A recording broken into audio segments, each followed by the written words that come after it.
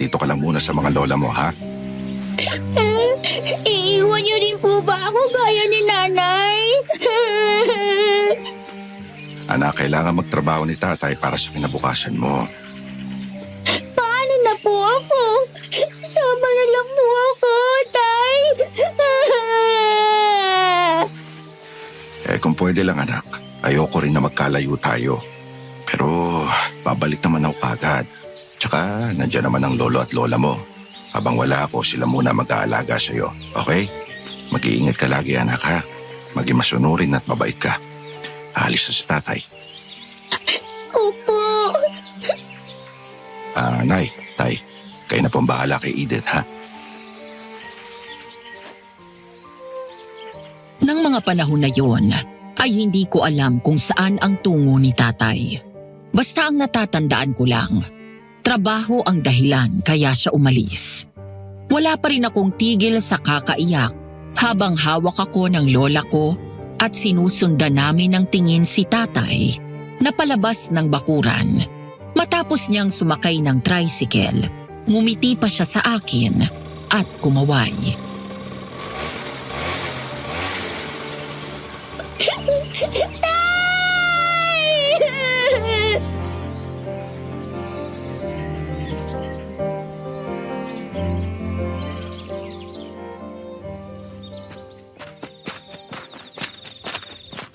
Dito tayo. Pare, sigurado ka ba na tama itong pinupuntahan natin? Oo, sigurado ako.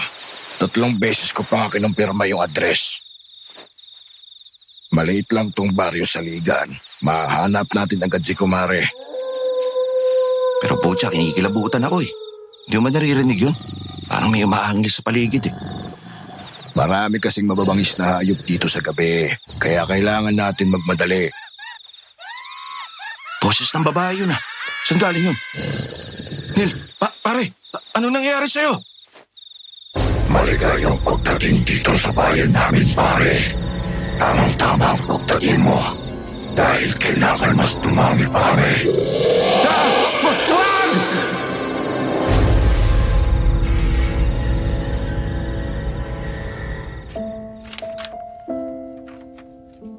Pasado 3:00 ng hapon, habang nakahiga ako sa kwarto naming mag-asawa, narinig ko siya na nakikinig sa isa sa mga kwentong tampok sa inyong channel. Binalik ako ng mga sandaling yun sa nakaraan. Ang yugto sa buhay ko na kahit sa panaginip ay hindi ko akalain na mangyayari sa akin. Sabi ng asawa ko, bakit hindi ko daw isulat at ipadala sa inyo ang naging karanasan ko tungkol sa aswang. Ilang taon na ang nakakalipas. Tumanggi ako noong una, pero natagpuan ko na lang ang sarili ko kalaunan na inumpisahan ang sulat na ito. Dear Aswang Diaries and Madam Venus, itago niyo na lang ako sa pangalan na Eden. Ngayon ay 38 years old. Isa po akong nurse at nagtatrabaho sa isang malaki at pribadong ospital dito sa Maynila. Ayos naman ang trabaho ko sa kabila ng madalas ay toxic dahil sa dami ng pasyente.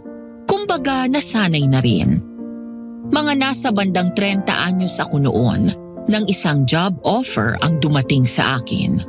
Doble ang bayad, bukod pa sa mga benefits at libre pa ang bahay at food allowance. Ang catch? Madedestino ako sa isang ospital sa liblib na bayan sa Mindanao. Tatanggihan ko na dapat yon hanggang sa magkaroon kami ng malaking problema ng boyfriend ko na si Tommy. Kaya nagdesisyon ako na tanggapin ang trabaho. Wala akong kamalay-malay na babaguhin ito ang pananaw ko sa buhay at mas pagtitibayin ang pananampalataya ko sa Diyos. Paalala, dahil sa maselang paksa, minabuti kong ibahin ang pangalan ng mga tao at lugar ng kwentong ito upang mabigyan ng proteksyon at privacy ang kanilang totoong katauhan. Baryo Saligan? Ito na nga yun. Eden! Uy, Steve! Kumusta? Long time no see, ha? Oo nga eh. Halika, dito tayo. Pinasundukan head nurse sa akin. Salamat. Grabe ang layo dito. Ang akala ko maliligaw na ako. Oo, yun lang ang downside dito. Malayo sa kabihasnan. Habang naglalakad kami, ay dinala niya ang maleta ko hanggang sa may napansin ako. Lahat ng tao sa baryo na yon ay sinusundan ako ng tingin na parang ngayon lang sila nakakita ng tao. Lalo na ang mga lalaki na malagkit na ang tingin sa akin. Nakaramdam ako ng kilabot, Madam Venus. Napansin ko rin na ang mga bahay at establishmento doon ay may mga nakasabit na bawang o kung ano-ano pa sa mga pinto at bintana. Steve, bakit ganyan sila tumingin sa akin? Lalo yung mga lalaki para akong hinuhubaran. Ganyan din ako nung bagong dating. Pero ang sabi nila sa akin, basta huwag ka daw sila tignan sa mata. Diretso lang. Ilang sandali pa ay nakarating na kami sa ospital. Hindi kalakihan, pero maayos naman ang pasilidad at 3 palapag yun.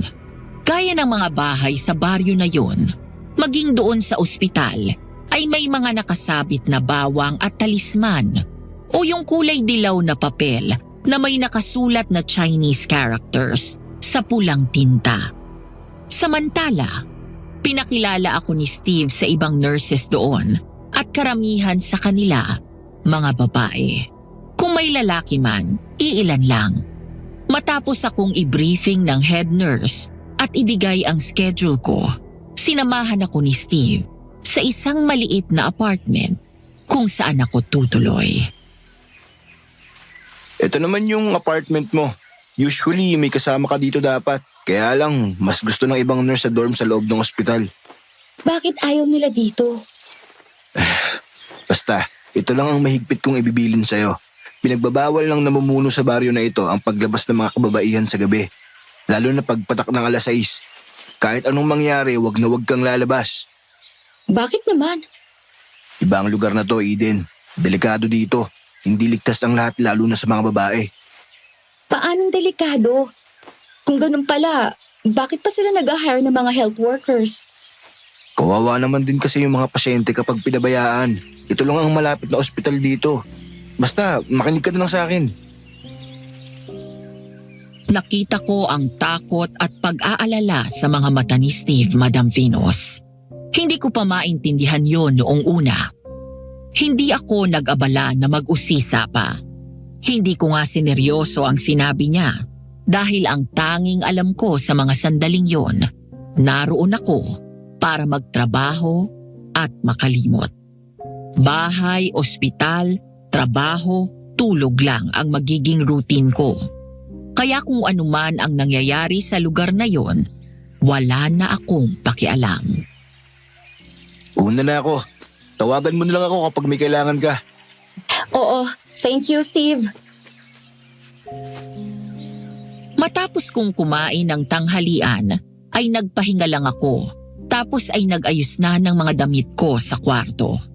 Hindi ko na kailangang bumili pa ng kama, maging ang iba pang gamit sa bahay dahil semi-furnished na ang up and down apartment na yon. Pagbaba ko sa sala, natigilan ako nang biglang mag-ring ang phone ko at makita kung sino ang tumatawag. Napaupo ako sa sofa at hinayaan lang yung mag-ring. Hindi ko alam kung sasagutin ko yon o hahayaan ko lang hanggang sa magsawa siya. 1 buwan na mula nang huli kaming magkausap at aaminin ko, miss na miss ko na si Tommy. Hello? Babe, thank God you answered my call. Oh, anong kailangan mo? Babe, ayusin natin to.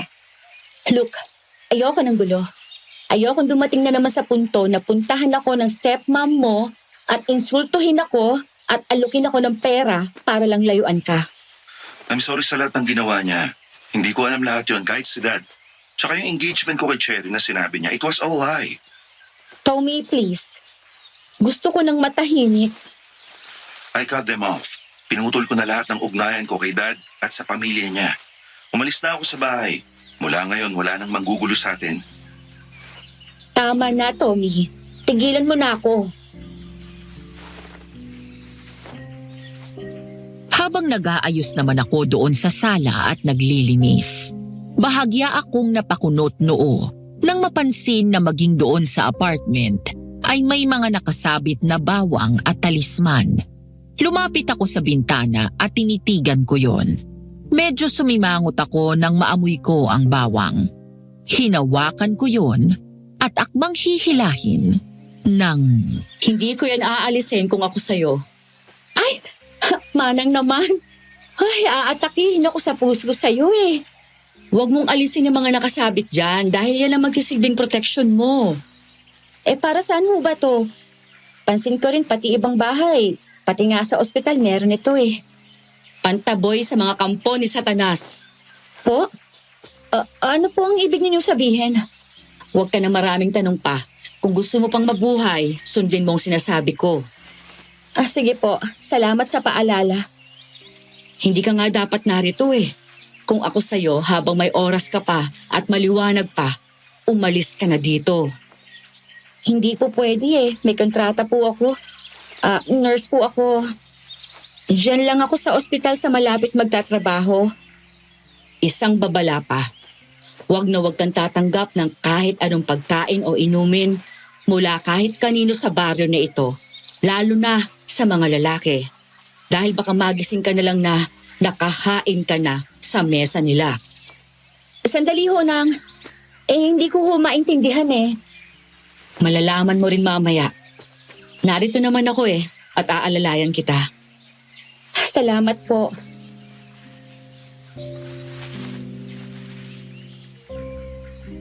Kinagabihan. Dahil umaga ang unang duty ko kinabukasan, 8:00 pa lang ay patapos na akong maghugas ng pinagkainan ko. Sarado na rin ang mga bintana at ang pinto ko. Matapos yon ay naligo ako at nagpatuyo ng buhok bago tuluyang nahiga sa kama. Ilang sandali pa, muling nagring ang phone ko. Muli ay si Tommy na naman ang tumatawag. Bakit na naman? Wala. Namimiss lang kita. Nandito lang ako sa condo natin. Kinuha ko na lahat ng gamit ko sa bahay namin. Sinoli ko na rin pati mga credit card ni Dad. Ang naiwan na lang sa akin, yung mga iniwan ni Mami bago siya nawala. Tommy, tapos na tayo. Hindi ka na dapat nandyan. Tapos? Hindi tayo natapos. Hindi tayo naghiwalay. Kung na nga lang to, basta na lang nawala eh. Saka bakit ba ang kulit mo? Bakit ka tawag ng tawag? Eh, bakit mo naman sinasagot? Babe, kilala kita. We've been dating for 10 years. Alam ko, namimiss mo rin ako. Ay, ayoko lang ng komplikadong buhay kaya ako lumayo. Kaya nga lumayo na rin ako sa kanila, di ba? Sige na, saka na lang tayo mag-usap. Matutulog na ako eh. Maaga pa ang duty ko bukas. Fine, magpahinga ka na. Good night, baby. Love you. I really still love you. I love you too. Good night. Muli akong bumuntong hininga ng malalim, saka tumitig sa kisame. 20 anyos ako nang maging boyfriend ko si Tommy. Nagsimula kami sa pagiging magkaibigan. Nakilala ko siya noong first day ng klase noong college kami. Gaya ko, ay nurse din siya. Agad kaming nagkasundo hanggang sa manligaw siya at naging kami. Mula siya sa mayamang pamilya. Wala namang problema noon sa parents niya, lalo na noong buhay pa ang mommy niya. But 7 years ago, namatay ang mommy niya sa sakit na breast cancer. After 4 years, nag-asawa ulit ang daddy niya. Doon na kami nagkaroon ng problema dahil pati relasyon namin ay pinakikialaman ng stepmom niya. Hindi siya boto sa akin dahil hindi ako mayaman. Noong una ay hindi naman siya pinapansin ni Tommy. Hanggang sa umabot kami sa punto na sumugod siya sa ospital kung saan ako nagtatrabaho at inalipusta ako. Ang mga nangyayari sa teleserye at naging biruan ngayong panahon na ito sa social media na inalok ng pera para layuan ang anak nila, ginawa yun sa akin ng stepmom niya. 15 million kapalit ng pakikipaghiwalay ko para lang ipakasal siya sa babaeng gusto niyang ireto kay Tommy. Hindi ko kinuha ang pera, pero lumayo ako sa kanya at hindi na nagpakita. Naputol ang pag-iisip ko nang makatanggap ako ng mensahe mula kay Tommy. I will not give up on you. Marami na tayong pinagdaanan na magkasama. Hindi ito magpapaguho sa 10 taong relasyon natin na pinaghirapan natin buuin. Mahal na mahal pa rin kita, Eden. Hintayin mo ako, ha? Kukunin kita kahit nasaan ka pang sulok ng Pilipinas. Miss na rin kita, babe. Sana nga nandito ka kasama ko ngayon. Ang lungkot na nararamdaman ko ay napawi kahit papano nang mabasa ko ang mensahe niya. Sasagot na sana ako nang makuha ng mga ingay sa labas ang atensyon ko. Lalo na nang may marinig akong malakas na sigaw ng isang babae. Kasunod ng parang tunog ng zombie na napapanood ko sa mga pelikula sa sine. Napilitan akong bumangon at sumilip sa bintana. Ano yun? Nagkakagulo ba sa labas? Oh my God! Nanlaki ang mga mata ko nang makita ang hindi bababa sa 5 lalaki ang nakatayo sa harap ng apartment ko. Pero hindi lang yon ang labis na ikinagulat ko. Dahil mula doon sa kwarto ko sa 2nd floor, kitang-kita ko ang ibang anyo ng mga ito. Nakakatakot, mga mukhang demonyo. Nanlilisik ang mga mata nila at may mga matatalas na pangil. Ang kuko nila sa kamay ay mahaba at matulis. Natakpan ko ang bibig ko nang makita na may bitbit ang mga ito na babae at parang mga hyenas na biglang sinugod ang babae at kinain ng laman nito hanggang laman loob. Diyos ko! Anong klaseng lugar to? Lumabas ka dyan, miss. Nalulungkot kami at gusto ka namin kalaro. Hindi ko alam kung anong klaseng demonyo kayo pero lumayas kayo! Bigla kong naisarado ang bintana at lumayo doon. Nang mula sa bubong ay biglang lumitaw sa harap ko ang kung anong nilalang na ito. Nakasabit ito sa bubong ng pabaliktad. Kinilabutan ako nang makita ng harapan ang kanyang muka. Para akong nakaharap sa demonyo na may katawan ng tao. Hindi ko nga masabi na tao sila dahil sa nakita kong ginawa nila. Hanggang sa natakpan ko ang tenga ko nang marinig ang nakakakilabot na sabay-sabay na angil ng mga ito. Lord help me, please! Alam ko na gusto nila akong pasukin pero hindi nila magawa dahil sa mga nakasabit na bawang at iba pang pangontra. Doon ko lang naintindihan kung para saan ang mga nakasabit na yon. Mabuti na lang at nakinig ako sa matandang babae. Kung hindi ay baka napasok na ako doon at natulad ako sa unang babaeng pinatay nila. Hanggang sa naalala ko ang worship songs na lagi kong pinapatugtog sa tuwing stressed ako at magulo ang isip ko. Agad kong kinuha ang phone ko at nagpatugtog.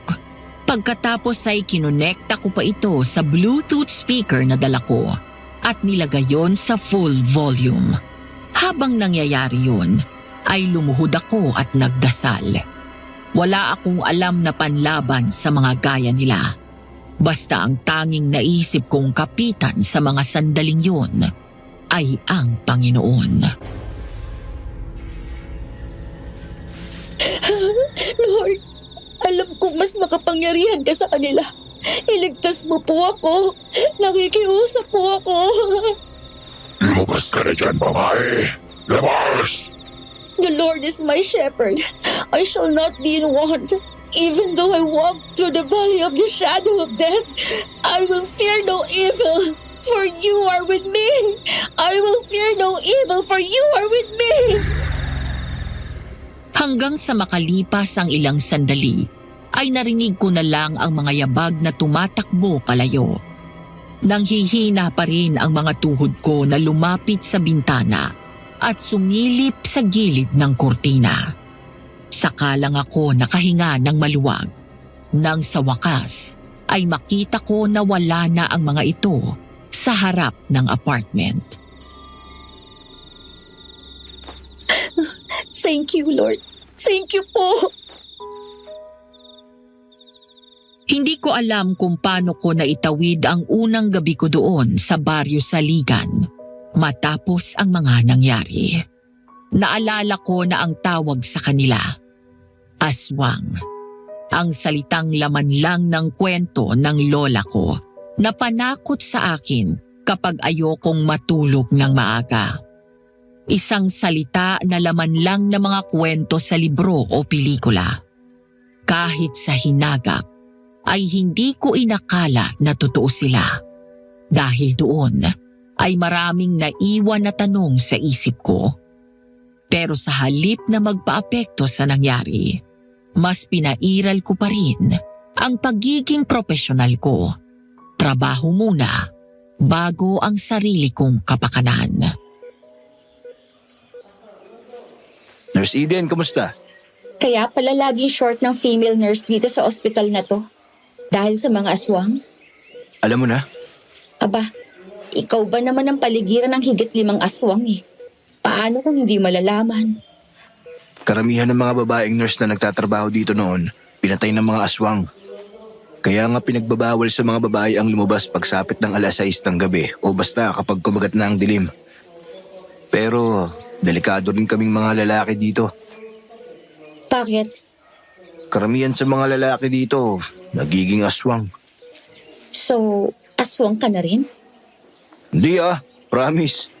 Di sana, hindi ako nakakapasok dito dahil puno ng bawang sa paligid Pero bakit hindi mo sinabi agad sa akin kahapon pagdating ko? Yun ang instruction sa akin Baka daw kasi matakot kayo agad at umalis. Short staff na talaga dito sa ospital. Kailangan namin ng tulong dahil sa maraming pasyente. Hindi lang mga may sakit, pati mga biktima ng aswang. Yung iba, nasugatan ng mga kuko nila. Yung iba naman, nakagat. Kaya pala malaki ang sweldo at napakaraming benefits. Hindi na pala nakakalabas ng buhay ang mga nurses dito. Alam mo, kapit na lang sa patalim kaming mga matatagal na dito. Para sa pamilya kaya tinitiis kahit mistulang impyerno ang lugar na to kapag gabi. Well, wala na akong choice.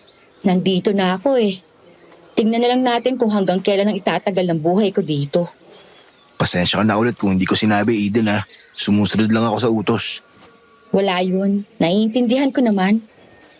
Nga pala, may good news ako. May makakasama ka na sa apartment. Parating na siya mamaya-maya. Ay, buti naman. O sige, dito na ako. Break time. Matapos kong kumain ng tanghalian, ay nagdesisyon akong lumabas doon sa hardin para magpahangin. Tumingin ako sa paligid.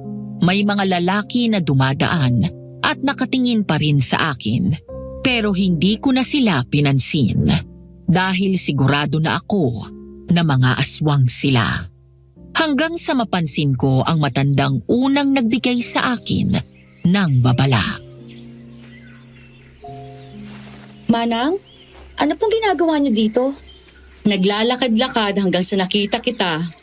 O, kumusta ang unang gabi mo dito? Kunwari ka pa, alam kong alam mo na ang nangyari sa akin, Nag-warning ka nga kahapon, di ba? Sayang, napakaganda nitong bayan na to. Marami ng buhay ng mga kababaihan ang ninakaw ng baryong ito. Kaya nga sabi ko, umalis ka na dito. Dahil baka matulad ka sa mga nauna sa'yo. Maraming salamat po, Nang. Pero sa ngayon, hindi na ako makakaalis Tinatawag ako ng tungkulin ko dito. Kailangan ng mga pasyente ng serbisyo ko. Isa pa, naniniwala po ako na mas malakas ang kapangyarihan ng Diyos. Napakarami niyang mga anghel sa langit para iligtas at ipagtanggol ako. Pinapahanga mo ko, Iha. Ano nga ulit ang pangalan mo? Eden po. Eden Grace Andrada. Andrada baka mo? Taga saan ka? Opo, Andrada. Galing po ang pamilya namin sa Pasig pero bago po ako pumunta dito, sa Quezon City na ako nakatira. Ganun ba? Nurse Eden, Sige po Manang, mauna na ako. Nagmamadali akong lumapit kay Steve. Pero bago pa ako makarating sa kinaroroonan niya, bigla akong natigilan nang makilala ang pamilyar na lalaking nakatalikod. Ang height nito, pangangatawan, kulay ng balat, maging ang haba ng buhok, hanggang sa makumpirma ko ang hinala ko nang tuluyan siyang humarap. Tommy? Anong ginagawa mo dito? Hi babe. siya ang bagong nurse dito at makakasama mo sa apartment. Ano? Nagbibiro ka ba? Hindi, seryoso ako. Di ba sinabi ko naman sa'yo, kahit nasa ang sulo ka ng Pilipinas, pupuntahan kita. 6:00 ng gabi. Medyo maliwanag pa naman at tapos na ang duty ko. Kailangan ko nang umuwi, pero natatakot ako dahil baka may biglang lumabas na aswang sa kung saan. Ang apartment na tinutuluyan ko ay higit 5 minuto ang lakad mula sa ospital.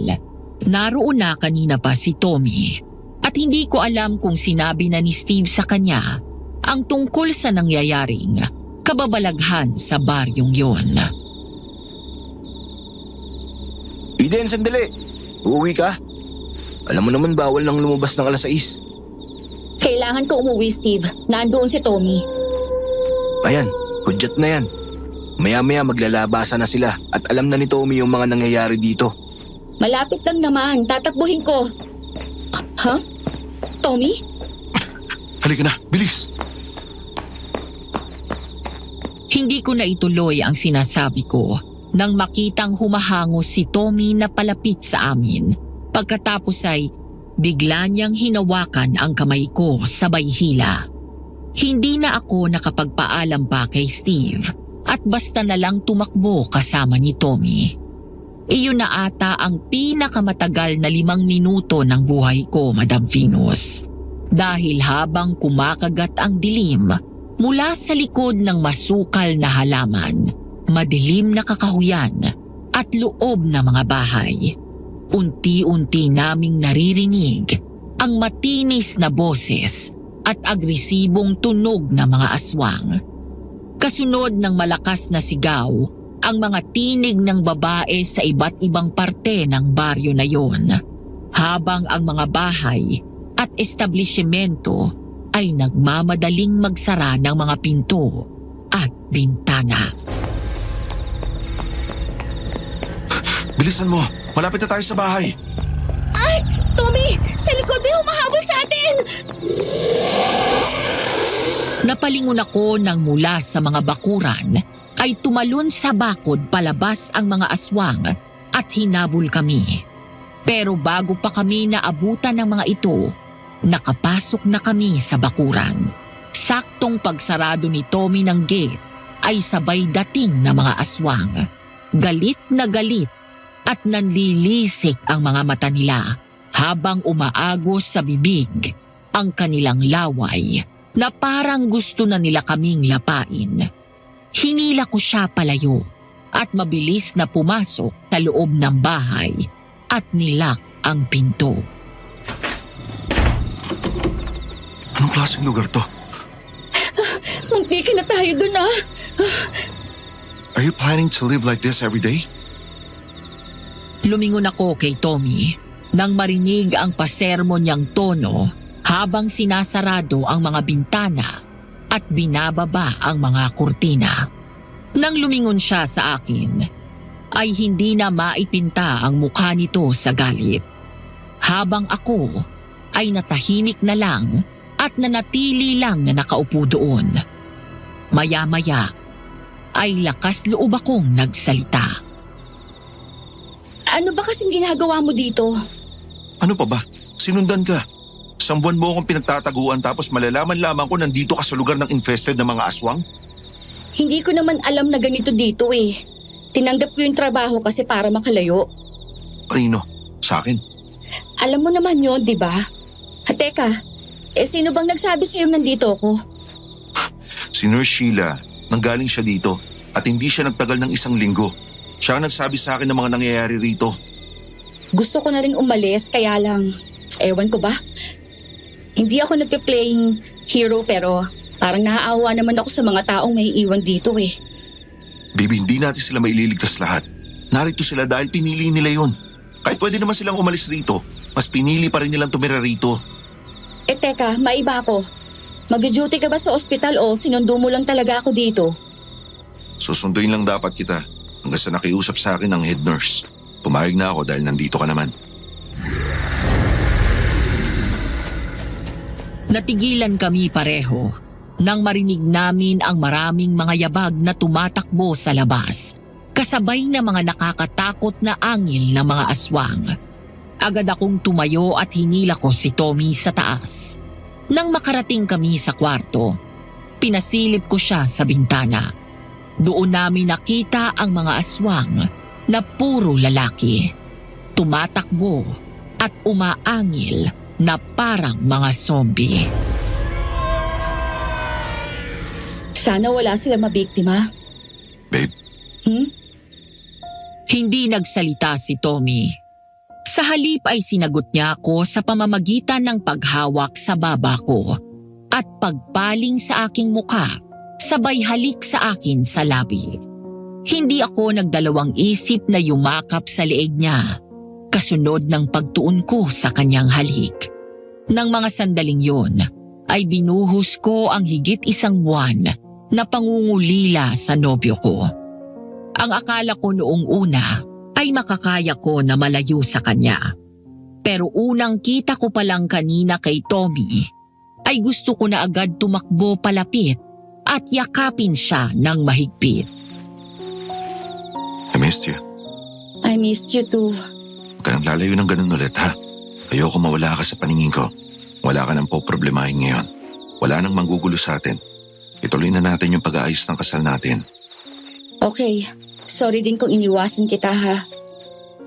Suot mo na ulit. Nakalimutan ko palang banggitin sa unahan ng sulat ko na engaged na kami ni Tommy at kasalukuyang nag-aayos ng kasal namin bago pa guluhin ng stepmom niya ang relasyon namin. Samantala, napangiti ako nang dukutin niya mula sa bulsa ang engagement ring na basta ko na lang iniwan kasama ng sulat noong umalis ako sa kondo namin. Nang isuot niya ulit sa akin ang singsing, ay niyakap namin ni Tommy ng mahigpit ang isa't isa. Ngayon, nakakulong na ako sa mga bisig niya.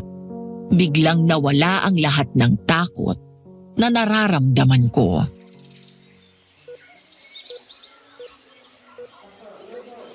Pare, si Patient Bautista ba nakapag-extract ka na sa kanya ng dugo? Ito pa lang eh. May tinitingnan lang ako sa chart niya. Sabay na pumunta sa ward ang 2 lalaking nurse para puntahan ang kanilang pasyente. Habang ako naman ay nasa nurse's station ng mga sandaling yun. Ang kwento sa akin ng boyfriend ko, matapos niyang kunan ng dugo ang pasyente, palabas na sila ng ward nang mapag-usapan ang mga aswang sa baryo na yun. Huminto sila doon sa station kung saan ako naroon. Nga pala, paano dumami ng ganun yung mga aswang dito? Ang sabi sa akin ng mga taga rito, yung karamihan sa kanila naging aswang dahil minana sa mga magulang nila. Pinanganak na silang aswang. Ibig sabihin, yung mga babae rin dito aswang? Technically, oo. Pero hindi lang sila nagtatransform gaya ng mga lalaki dito. Okay, that explains it. Kung bakit may mga naninirahan pa rin dito sa kabila ng infested na mga aswang ang baryo na to. Hindi lang yun. May nakapagsabi din sa akin na kahit yung mga lalaking hindi pinanganak dito, pwedeng maging aswang. Gaya natin. Paano? Kapag nakagat ka, nakipaghalikan, nakipagtalik at nakakain o nakainom ng pagkain nila, Dahil daw ang laway ng mga aswang kapag nakapasok sa katawan ng normal na tao, parang virus sa mga zombie. Papasok sa katawan at kakalat, tapos magiging aswang ka na rin. Hindi ako makapaniwala na ang pinag-uusapan natin aswang. Ganyan din ako nung una. Ito ang realidad natin ngayon. Kaya kailangan natin malaman ng mga detalye para alam namin kung paano makakasurvive. Pero hindi kami magtatagal dito, pare. Aalis kami ni Eden dito. Ayoko mabuhay kami rito gabi-gabi na palagi na lang natatakot sa kaligtasan namin. Naiintindihan ko. Kahit ako man si Trisha lang ang hinihintay ko tapos isasama ko na siya sa Maynila. Trisha? Oo, yung girlfriend ko. Nurse din? Hindi, dito ko na siya nakilala. Ingat ka. Baka mamaya maging aswang ka na rin. Ako? No way. Malinis yun. Maganda na, sexy pa. Kaya lang naman ako nawiwili dito dahil sa kanya. Pero seryoso pare ha. Doble ingat ka pa rin. Ikaw na nagsabi, pwede ka mahawa sa pakikipagtalik lang. Kaya nang lagi natin paalala sa mga pasyente natin. Better safe than sorry. Thanks pare. Sige, dito na ako. Sige, punta muna ako sa taas ha. Okay. Lunch break. Dahil malapit lang naman ang bahay at umaga naman, sabay na kaming umuwi ni Tommy para kumain. Nakapasok na kami sa bakuran nang magulat kami matapos may lumapit na isang lalaki na nakatira ilang bahay ang layo mula doon. Magandang tanghali po, ma'am. Magandang tanghali naman. Ako po si Neil. Ayun lang po ang bahay ko. Eden po. Siya naman ang boyfriend ko, si Tommy. May maipaglilingkod po ba ako? Wala naman. Napansin po namin na bago lang kayo dito sa baryo namin. Ito po, tangkapin ninyo. Niluto ng misis ko. Pa-welcome ko na rin sa inyo. Nagkatinginan kami ni Tommy nang makita ang hawak nitong mangkok. Pero bukod sa pagkain, napansin ko rin na malayo siya sa gate namin. Parang takot na dumikit doon. Mukha namang normal sa paningin ko si Neil. Pero may kakaiba sa paraan niya ng pagngiti at pagtingin sa amin na nagdadala ng matinding kilabot sa katawan ko. Ilang sandali pa ay inabot na niya sa amin ang dalang mangkok. Humakbang ako palapit. Pero naramdaman ko na hinawakan ni Tommy ang kabilang kamay ko. Pagkatapos ay kinuha yon. Igado ang laman. Mabango yun at mukhang masarap. Pero bigla kong naalala ang sinabi ni Steve. Ngumiti lang ako sa kanya at bahagyang inangat ang mangkok matapos makuha yon. Salamat dito. Wala pong anuman. Sa susunod na linggo, birthday ng anak kong lalaki. Punta kayo ha. Tingnan ho namin. Alam niyo naman may duty pa kami sa ospital. Ganun ba? Sige. Una na po kami. Nang makapasok kami sa loob ng bahay, ay kinuha sa akin ni Tommy ang mangkok at tinapon yun sa basura kasama ang ulam. Pagkatapos ay lumapit siya sa akin at niyakap ako dahil hanggang ngayon ay nanginginig ang kamay ko sa takot. Kahit hindi ko itanong, alam ko nang aswang ang nakaharap namin. Aswang siya, babe. Alam ko, aswang siya. Alam ko, kaya iwasan na natin makipag-usap kahit sino sa kanila. Who knows, baka marunong mag-hypnotize sa mga yan para maakit yung mga biktima nila.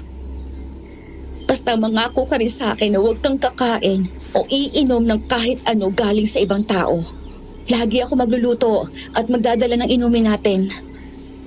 Okay, pangako. Lumipas ang ilang araw. Mag-iisang linggo na kami doon sa Baryo Saligan. Sa loob ng mga araw na yon, ay 2 nurse na babae ang namatay at isang nurse na lalaki naman ang biglang naging aswang. Dahil doon ay nagpaalam na kami ni Tommy na babalik na lang ng Maynila. Pero dahil sa kakulangan ng health workers, hindi kami pinayagang umalis. Kaya naisip namin na mag-awol na lang. Pero nagdadalawang isip din kami dahil baka magkaproblema sa ospital na nagpadala sa amin doon at tuluyan kaming mawala ng trabaho sa Maynila. Pero habang nagtatagal kami sa baryong yon, pakiramdam ko ay mas lalong lumiliit ang pagkakataon naming mabuhay ng matagal. Nang gabing yon, sa ospital kung saan pareho kaming naka-duty ni Tommy, habang nasa nurses station, ay nagpapatugtog ako ng worship song para mabawasan ang takot namin. Paano ba yan? Ayaw tayong payagang umalis. Bakit pa kasi hindi na lang isarado yung ospital na to? Hindi lang mga pasyente ang hindi ligtas dito. Mas lalo na tayo mga nurses at doktor. Hindi daw kasi nila matanggihan ng mga pasyenteng dumarating. Sa bagay. Sandali, mag-rounds lang ako ha. Mula sa nurses station at tulak ang isang cart na may laman na mga gamot na binibigay sa mga pasyente. Dumiretso ako sa hallway, papunta sa unang ward. 2:00 na ng madaling araw noon. Ang mga pinto ng buong ospital ay may kadena.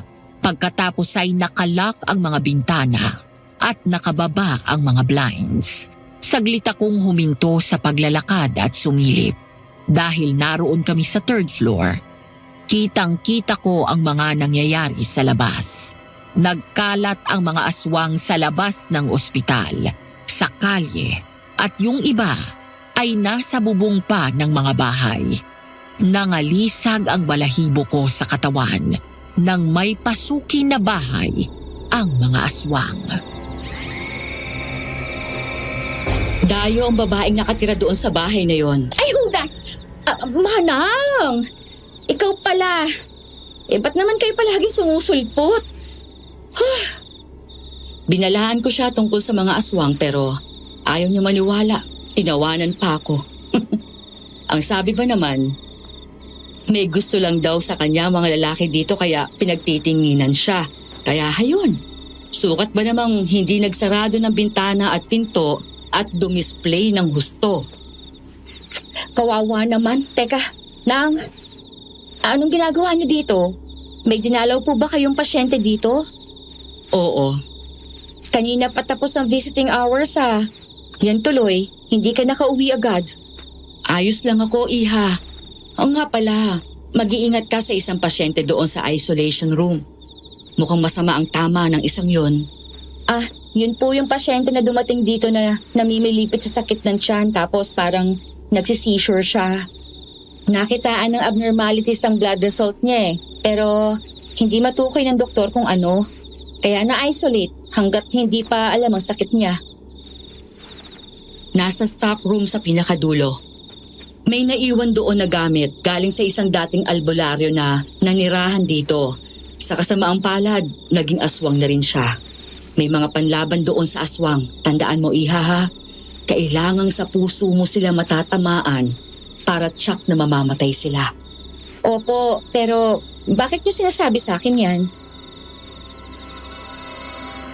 Bigla akong napalingon nang tawagin ako ng isa pang kasama ko na nurse.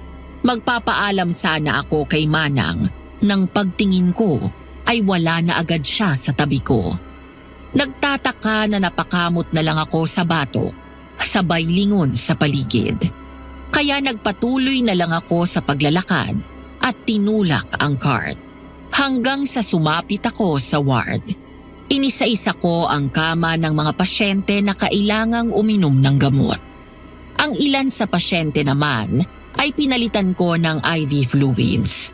Ang isa ay tinurukan ko ng anti-allergy dahil sa dugong sinasalin sa kanya at karamihan ay binigyan ko ng gamot na kailangan nilang inumin. Matapos ng rounds ko sa mga ward, bigla akong huminto nang mapadaan sa isolation room. Napakunot noo ako nang makitang nakatayo ang pasyente. Nakatalikod siya mula sa pinto at nakaharap sa pader. Huling bisita namin sa kanya kanina ay sobrang taas ng lagnat niya.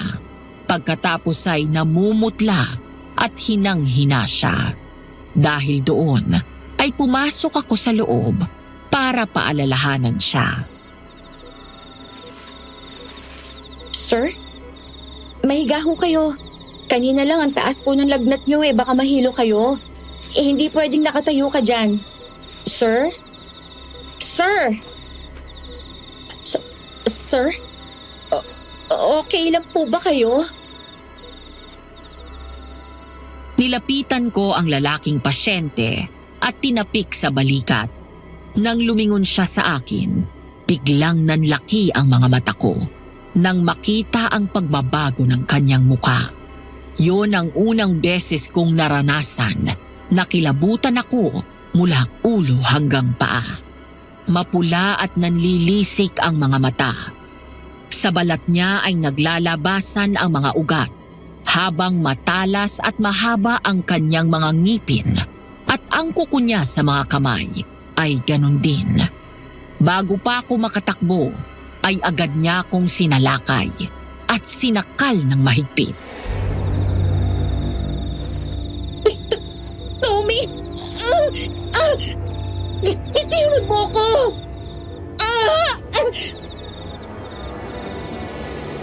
Sa tuwing nagtatangka itong sakmalin ako ay pilit akong nanlalaban at tinutulak ang mukha niya palayo sa akin hanggang sa dumulas ang mukha niya sa kamay ko at muntik akong makagat doon. Nang bumagsak siya sa kama at mabilis akong nakaiwas, sabay sipa ng malakas sa kanya at takbo palabas. Tommy! Guard! Tulong! Nangangalahati pa lang ako doon sa hallway nang maabutan ako ng aswang. Hinablot ako nito sa buhok at binalya sa pader. Nang akma akong kakagatin nito sa balikat, ay bigla ko siyang siniko at tinamaan nito sa lalamunan. Sabay tulak sa kanya ng malakas. Muli akong tumakbo, pero naabutan na naman niya ako at ngayon ay sa paa niya ako nahawakan. Dahil doon ay nadapa ako at nagawa nitong sakyan sa ibabaw. Tommy! Malakas akong dumaing nang makalmot ng matalas nitong kuko ang braso ko. Agad ko namang nakuha ang syringe na nasa bulsa ko na ginamit ko kanina sa pasyente at tinusok sa mata niya ang karayom. Kasunod nito ay ang malakas na daing at sigaw ng aswang. Lalo siyang nagalit sa akin. Nang muling magtangka ang aswang na kagatin ako, ay bigla na lang may malakas na sumipa sa kanya mula sa ulunan ko. Halos humagis ang aswang at nawala sa ibabaw ko. Pagkatapos ay may umalalay sa akin na tumayo. Para akong nakahinga ng maluwag nang makita ko si Tommy. May sugat ka. Nakalmot niya ako! Ay, Tommy! Tumakbo ka na, bilis! Susundin ko sana ang sinabi niya nang maalala ko ang sinabi ni Manang. Nagmadali akong tumakbo sa stockroom. Binuksan ko ang ilaw doon at mabilis na naghanap sa mga kahon na naroroon hanggang sa makita ko ang isang lumang bag sa sulok. Nang kunin ko yun, ay nakita ko ang mga iba't ibang gamit. May buntot pagi, bala ng baril at kung ano-anong halaman. May krus at iba pang panlaban sa aswang.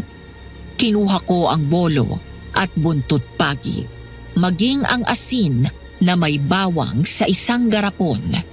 Naalala ko na napanood ko sa isang pelikula na takot daw doon ang mga aswang.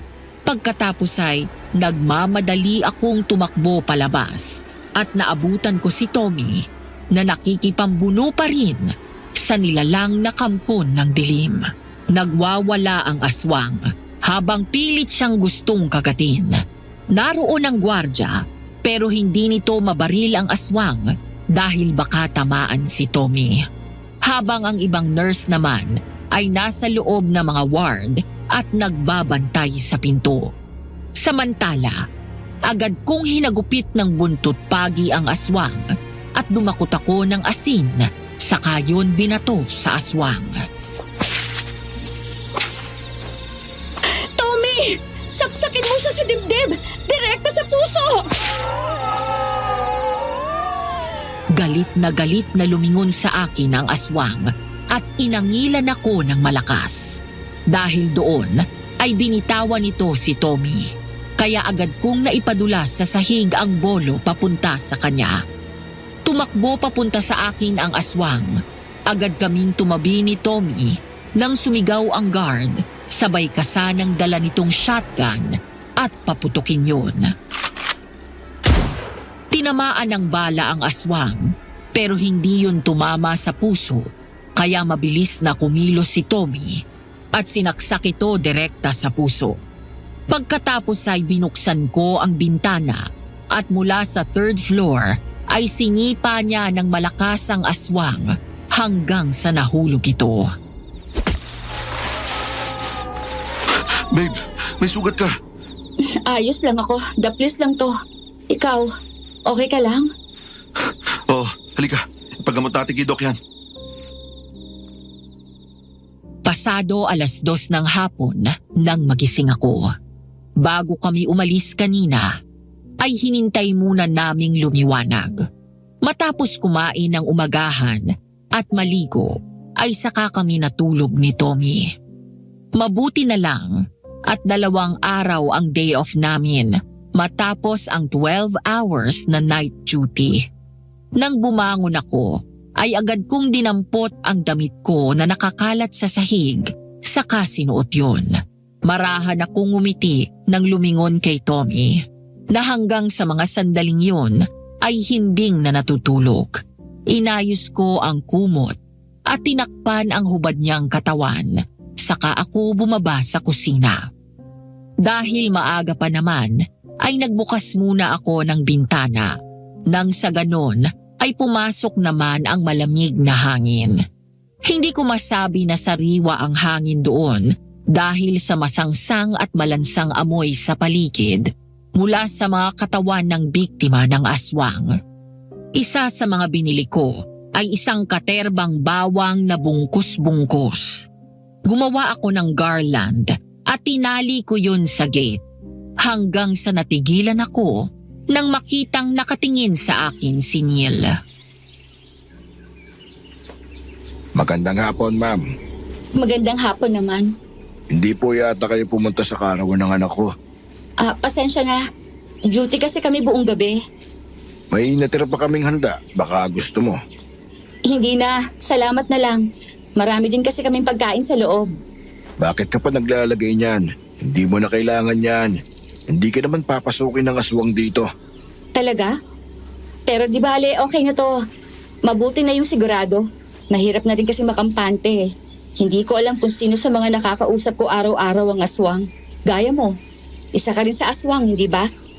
Naalala ko, ikaw ang aswang na sumabit sa bubong nitong apartment. Sa tingin mo talaga makakalabas ka ng buhay dito? Pinatay niyo ang isa sa amin kagabi. Hindi na ako natatakot sa'yo.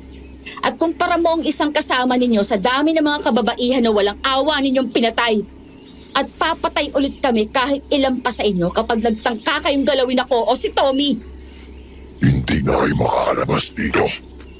Mas malakas ang pananalig ko sa Diyos at mas malakas ang kapangyarihan niya. Darating din ang araw ng katapusan ninyo. Nawala kay Neil ang atensyon ko nang may mahagip ang mata ko na nakatingin sa akin. Nang lumingon ako, nakita ko ang pamilyar na mukha ng isang matandang lalaki. Nagtatago siya sa likod ng isang bahay. Nang makita niya na nakatingin ako, parang nagulat siya at nagmamadaling umalis, gayon din si Neil.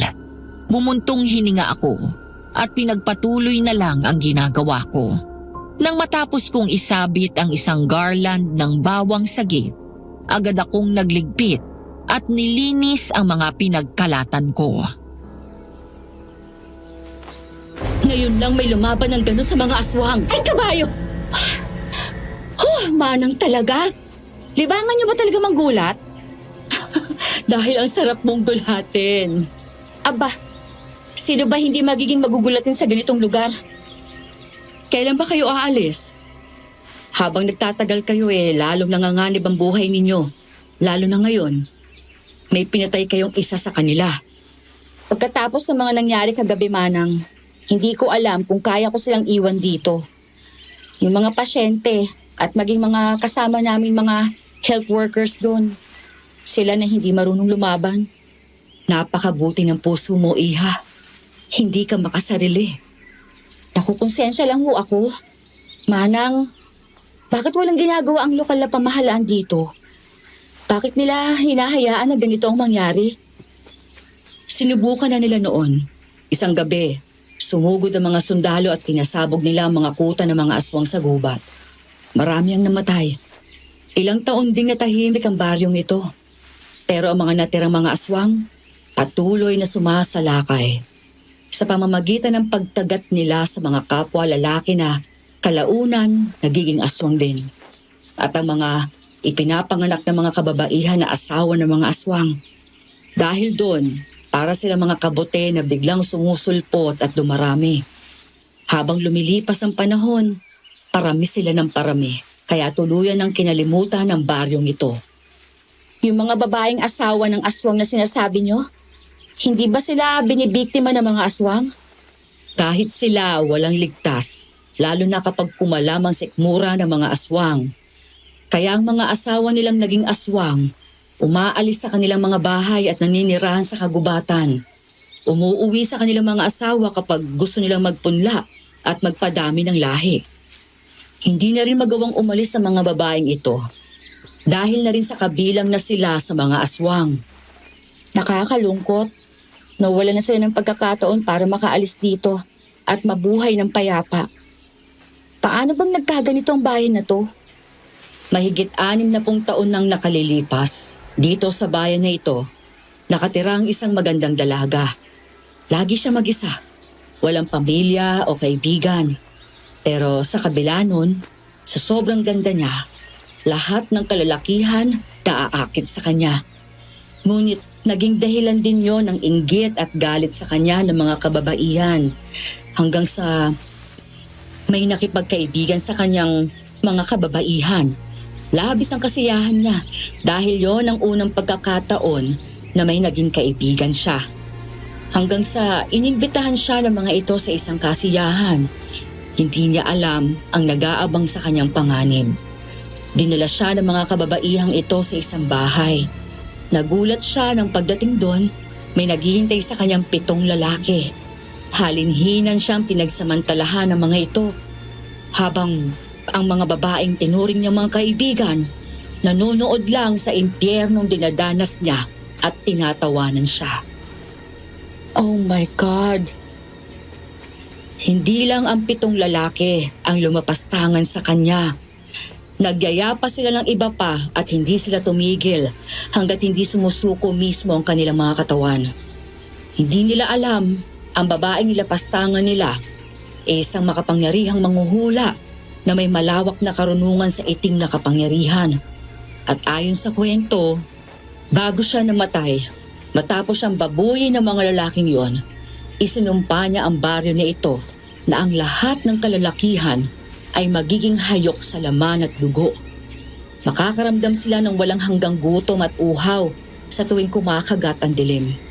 At walang tubig o kahit anong pagkain na makapapawi nito, maliban na lamang sa laman at dugo mula sa mga kababaihan. Nang gabing yun, eksaktong kabilugan ng buwan at eclipse, matapos siyang ipatawang sumpa, bigla daw humangin ng malakas. At sa pagtakip ng araw sa buwan, bigla na lang nagbago ang anyo ng mga lalaking gumahasa sa kanya at naging aswang. At ang una nilang nabiktima, ang mismong mga babaeng nagdala sa kanya sa labis na kapahamakan. At ang sumpa niya ay nagpasalin-salin sa mga sumunod pang henerasyon hanggang sa kasalukuyan. Kaya puro mga babae ang nagiging biktima nila. Nakakaawa naman siya. Hindi ko siya masisisi kung nagawa man niya yon. Pero nakakaawa ang mga wala namang kinalaman gaya ng mga anak nila. Ganun talaga. Ang isang pagkakamali ay may mabigat na kaparusahan. O eto, kunin mo. Isuot mo yan. Nilahad ko ang palad ko at nilagay doon ni Manang ang isang gintong kwintas na may pendant na plain na krus. Parang may humaplo sa damdamin ko nang umiti siya sa akin matapos kong isuot yun. At doon ko lang natitigan ng husto si Manang. Pamilyar ang mukha niya, pero hindi ko maalala kung sino ang kamukha niya. Isuot mo yan palagi, anak. Lalo na at habang narito ka. Yan ang magliligtas sa'yo sa tiyak na kapahamakan. Itago mo yan at isipin mo na lang remembrance ko sa'yo. Salamat po. Pero ikaw, Manang, paano ka nakakaligtas sa mga banta ng aswang mula noon? Babe, nasan ka? Nandito lang sa labas. Sinong kausap mo dyan? Pumasok ka na rito. Si Manang! Huh? Nasaan na yun? Sino? Yung matandang babae na kausap ko. Si Manang? Pagsilip ko, wala naman tao dyan sa labas eh. Halika na, baka kung sino pa dumagit sa'yo dyan eh. Nagtataka na sumili pa ako sa labas ng gate, pero wala na talaga si Manang. Pagpasok ko sa loob ng bahay, ay agad sinarado ni Tommy ang pinto, habang ako ay dumiretso sa kusina at naghanda ng merienda. Napangiti ako nang mula sa likod ay yumakap siya sa akin at malambing akong inamoy ng inamoy. Mula siguro nang dumating si Tommy doon sa baryo Saligan, ayun pa lang ang masasabi ko na quality time namin. Gaya ko ay agad din siyang sumabak sa trabaho sa ospital at naging abala sa pakikiramdam sa mga aswang sa gabi. Babe, let's go back to Manila. Pero hindi tayo pinayagan, di ba? Kailan nila tayo papayagang umalis rito? Kapag patay na tayo pareho. Kapag patay ka na at aswang na rin ako. Pero paano yung mga maiiwan dito? Naaawa lang ako sa kanila. Hindi tayo mga superheroes, ha? Hindi natin kayang patayin lahat ng mga aswang na yan. Yung isa nga hirap na hirap tayo. Para pa yung isang baryo. Let's be real, okay? Ay, sa bagay, tama ka. Kahit anong gawin natin, kahit mapatay natin silang lahat, may bagong sibol na mga aswang pa rin ang papalit sa kanila. Dahil sinumpa ang lugar na to at magpapatuloy ang mga patayan dito hanggat hindi napuputol ang sumpa. Hindi ko alam kung mangyayari pa yun. At di ba, si Steve na nga may sabi, choice nila na manatili rito. Wala ka na magagawa ron. Babe, makinig ka sa akin. Ikakasal na tayo. Marami akong pangarap para sa'yo. Sa ating dalawa at sa mga magiging anak natin. Paano kung 2 to 3 weeks from now, mabuntis ka? Lalong manganganib ang buhay mo rito dahil malakas ang pangamoy ng mga aswang sa buntis. Paano ka naman nakasiguro na mabubuntis ako, Aber? Mahigit 10 taon na tayo magkasama, babe. Kabisado ko na sa cycle mo. Fine, sige. Payag na akong umalis dito. Pero kailangan pa rin nating magsabi kay head nurse. This time, hindi na tayo magpapaalam. Ipapaalam natin sa kanila na kapag desisyon na tayo. Sa ngayon, pwede ba mag-relax muna tayo habang maaga pa? Patahimik sa labas? Okay. Matapos ang 2 magkasunod na araw na morning duty, ay muli kaming nagpanggabi kinabukasan. Ilang araw na lang kami magtatagal doon.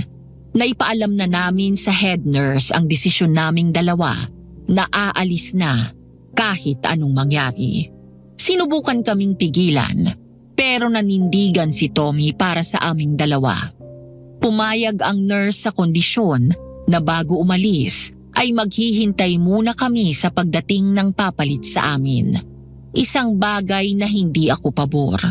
Hindi ko maintindihan kung bakit patuloy silang nagpapadala ng mga nurses dito kahit na alam nilang delikado.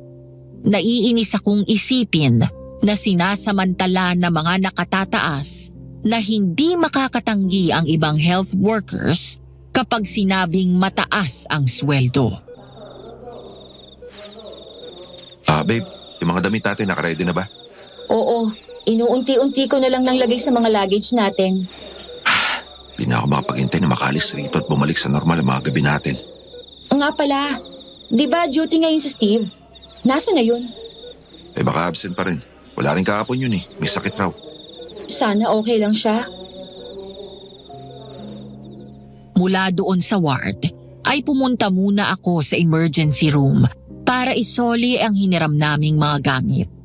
Dahil maliit na ospital lang yon, kaya may mga gamit na kailangan naming hiramin sa ibang department. Pabalik na ako sa ward nang makita ko doon sa ER si Steve. Namumutla ito at namumula ng husto ang mga mata, kaya agad ko siyang nilapitan. Oh, Steve! Anong nangyari sa'yo? Hindi ko nga alam, Eden eh. Sumama ng husto ang pakiramdam ko mula pa kahapon. Suka ako ng suka. Tapos lahat ng kainin at inumin ko ayaw tanggapin ng tiyan ko. Kaya nagpunta na ako dito sa ospital at nagpa-dextrose. Hala ka. Sige ka, baka maging aswang ka na. Kapag ganun nga ang nangyari, nasa locker ko yung gamit ko. Nandun ang wallet ko tsaka yung ATM ko. Nandun yung naipon kong pera para sa mama ko. Pakibigay na lang. Tsaka yung sulat ko para sa kanya nasa bag ko. Ibigay mo na rin. Hoy, joke lang yun. Kapag naging aswang ako, pangako, tatakbo agad ako palabas. Tumigil ka nga. Bigla naman akong kinabahan sa'yo eh. Sige na, bumalik ka na sa duty mo. Sige, iwan na kita dyan. Magpagaling ka ha. Pabalik na ako sa ward nang may marinig kaming malakas na sigaw ng isang babae at iyak ng isang bata. Lahat kaming mga nurse at doktor ay napalingon sa labas. Nang sumilip kami sa bintana, nakita namin na tumatakbo sa gitna ng kalsada ang isang nanay na karga ang kanyang anak na babae habang humihingi ng tulong. Tumingin ako sa paligid. Walang kahit isa ang kumikilos sa kanila para lumabas at iligtas ang mag-ina. Hindi ko matiis, Madam Venus. Hindi ko kayang baliwalain ang iyak ng mag-ina. Kaya kahit alam ko na delikado, humarap ako sa gwardya at kinuha mula sa kanya ang baril niya. Ibigay mo na sa akin yung baril mo, kuya. Eden, nababaliw ko na ba? Ano? Pababayaan na lang natin sila doon? Kaya dumadami ang casualties dahil sa halip na tumulong tayo. Nagpapadaig tayo sa takot at nagkukulong dito. Kaya lumalakas sa mga demonyong yan dahil tayo mismo takot. Mamamatay ka sa gagawin mo. At least mamamatay akong ginagawa ang sinumpaan kong tungkulin. Hindi ka pwedeng sumugod doon. Panginoon, tulungan mo po sila.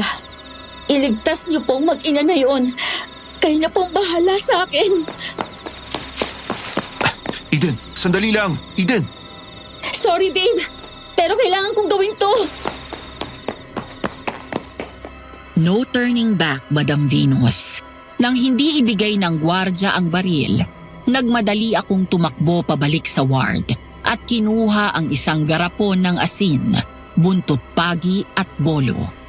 Paglabas ko ay mabilis akong tumakbo at sinalubong ang mag-ina. Iyak ng iyak ang babae habang nagkukumbulsyon ang bata sa sobrang taas ng lagnat. Nanlaki ang mga mata ko nang isa-isang naglabasan ang mga aswang mula sa likod ng mga makakapal na halaman. Muli kong naramdaman ang kilabot mula ulo hanggang paa. Para akong nasa impyerno na mga sandaling yon at hinahabol kami ng maraming demonyo. Pero alam ko at nararamdaman ko na kasama ko ang Diyos at kanyang pulutong na mga anghel na lumalaban. Nang malapit na sila, ay binato ko sila ng asin kaya umatras ang mga ito. Hindi ako huminto sa pagbabato sa kanila at dahil sa mga nakakalat na asin na nahulog sa simento, hindi magawang makalapit sa amin ng aswang. Tatakbo na dapat kami nang mula sa taas ng puno ay tumalon ang dalawang aswang at humarang sa daan namin. Kagaya ng sinabi ko sa'yo, hindi ka na makakalabas ng buhay dito. Neil? Isang malaking pagkakamali na pumunta ka dito sa baryong ito. Hindi lahat ng babae mahina. Ibahin niyo ako. Tignan natin ang tapang mo. Nang sumugod ang dalawang aswang, agad akong tumungo at sinalubong ito ng saksak sa tiyan. Sabay bato ng asin kay Neil, kaya malakas siyang umangil. Nang susugod ang isa pang aswang, biglang dumating ang iba pa, kaya napaatras ako at tinago sa likod ang mag-ina. Tommy! Tulungan niyo kami dito! Nandito ako sa likod mo. Ha? Tommy? Dapa, bilis! Nabuhayan ako ng loob nang makita si Tommy. Dala ang shotgun at kasama nito ang isa pang gwardya na tumutulong sa pagbabaril sa mga aswang. Napatungo ako at niyakap ang mag-ina habang malakas na umaalingaw-ngaw ang putok ng baril kasabay ng malakas na angil ng mga aswang. Lord, save us, please. Save us. Tayo na dyan! Bilisan nyo! Ate, akin na yung bata. Bilis, takbo! Nagmamadali kaming tumayo ng babae at agad kong kinuha ang bata mula sa kanya sabay takbo. Habang palapit kami sa gate ng ospital, mula sa gilid ay may sumugod na naman sa amin na aswang. Dahil doon ay muli na naman kaming napasigaw. Nagkataon na naubusan na ng bala ng baril si Tommy, kaya agad siyang tumakbo palapit sa akin. Sabay palo ng malakas gamit ang baril sa mga aswang. Hindi kami natatakot sa iyong demonyo ka. Wala na kayong mapupuntahan. Huwag na huwag mong gagalawin ang mga kaibigan ko. Steve, ano nangyari sa'yo? Boy din, bumalik na kayo sa loob. Tommy, ilayo mo na sila dito. Halika na, bilis! Steve! Dahil kay Steve at sa pagharang niya sa mga aswang, nagawa naming tumakbo ni Tommy at nang mag-ina pabalik sa loob ng ospital.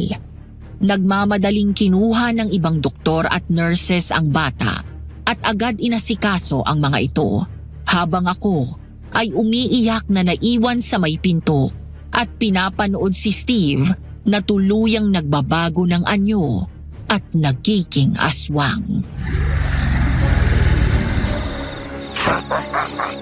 Mula ngayong gabi ay magiging isa ka na sa amin. Magiging uhaw at gutom ka sa laman ng tao. Sa ayaw mo o sa gusto, isa ka na rin aswang. Si Trisha, aswang din siya. Oo, at ako, ang tatay niya. Ginawa niyo akong aswang, mga demonyo kayo. Baka nakakalimutan mo. Wala kayong pinagkaiba sa amin. Mas mabuti lang mamatay ako kaysa maging tulad ninyo. Dahil hindi ako pinalaki ng nanay ko para maging demonyo. Bigla kong binuksan muli ang pinto ng ER at sumugod palabas nang makita kong may hawak na scalpel si Steve at tinapat ang talim nito sa sariling leeg. Pero bago pa ako makalapit sa gate ng ospital, ay nahabol na ako ni Tommy at pinigilan. Wala akong nagawa ng mga sandaling yun kung hindi ang panoorin na lang siya. Ngunit bago niya kunin ang sariling buhay, ay isang bilin ang kanyang iniwan sa akin na lalong dumurog sa puso ko. Eden, yung pangako mo, yung binilin ko sa'yo para kay Mama. At pakisabi, mahal na mahal ko siya. Pare! Pare, wag!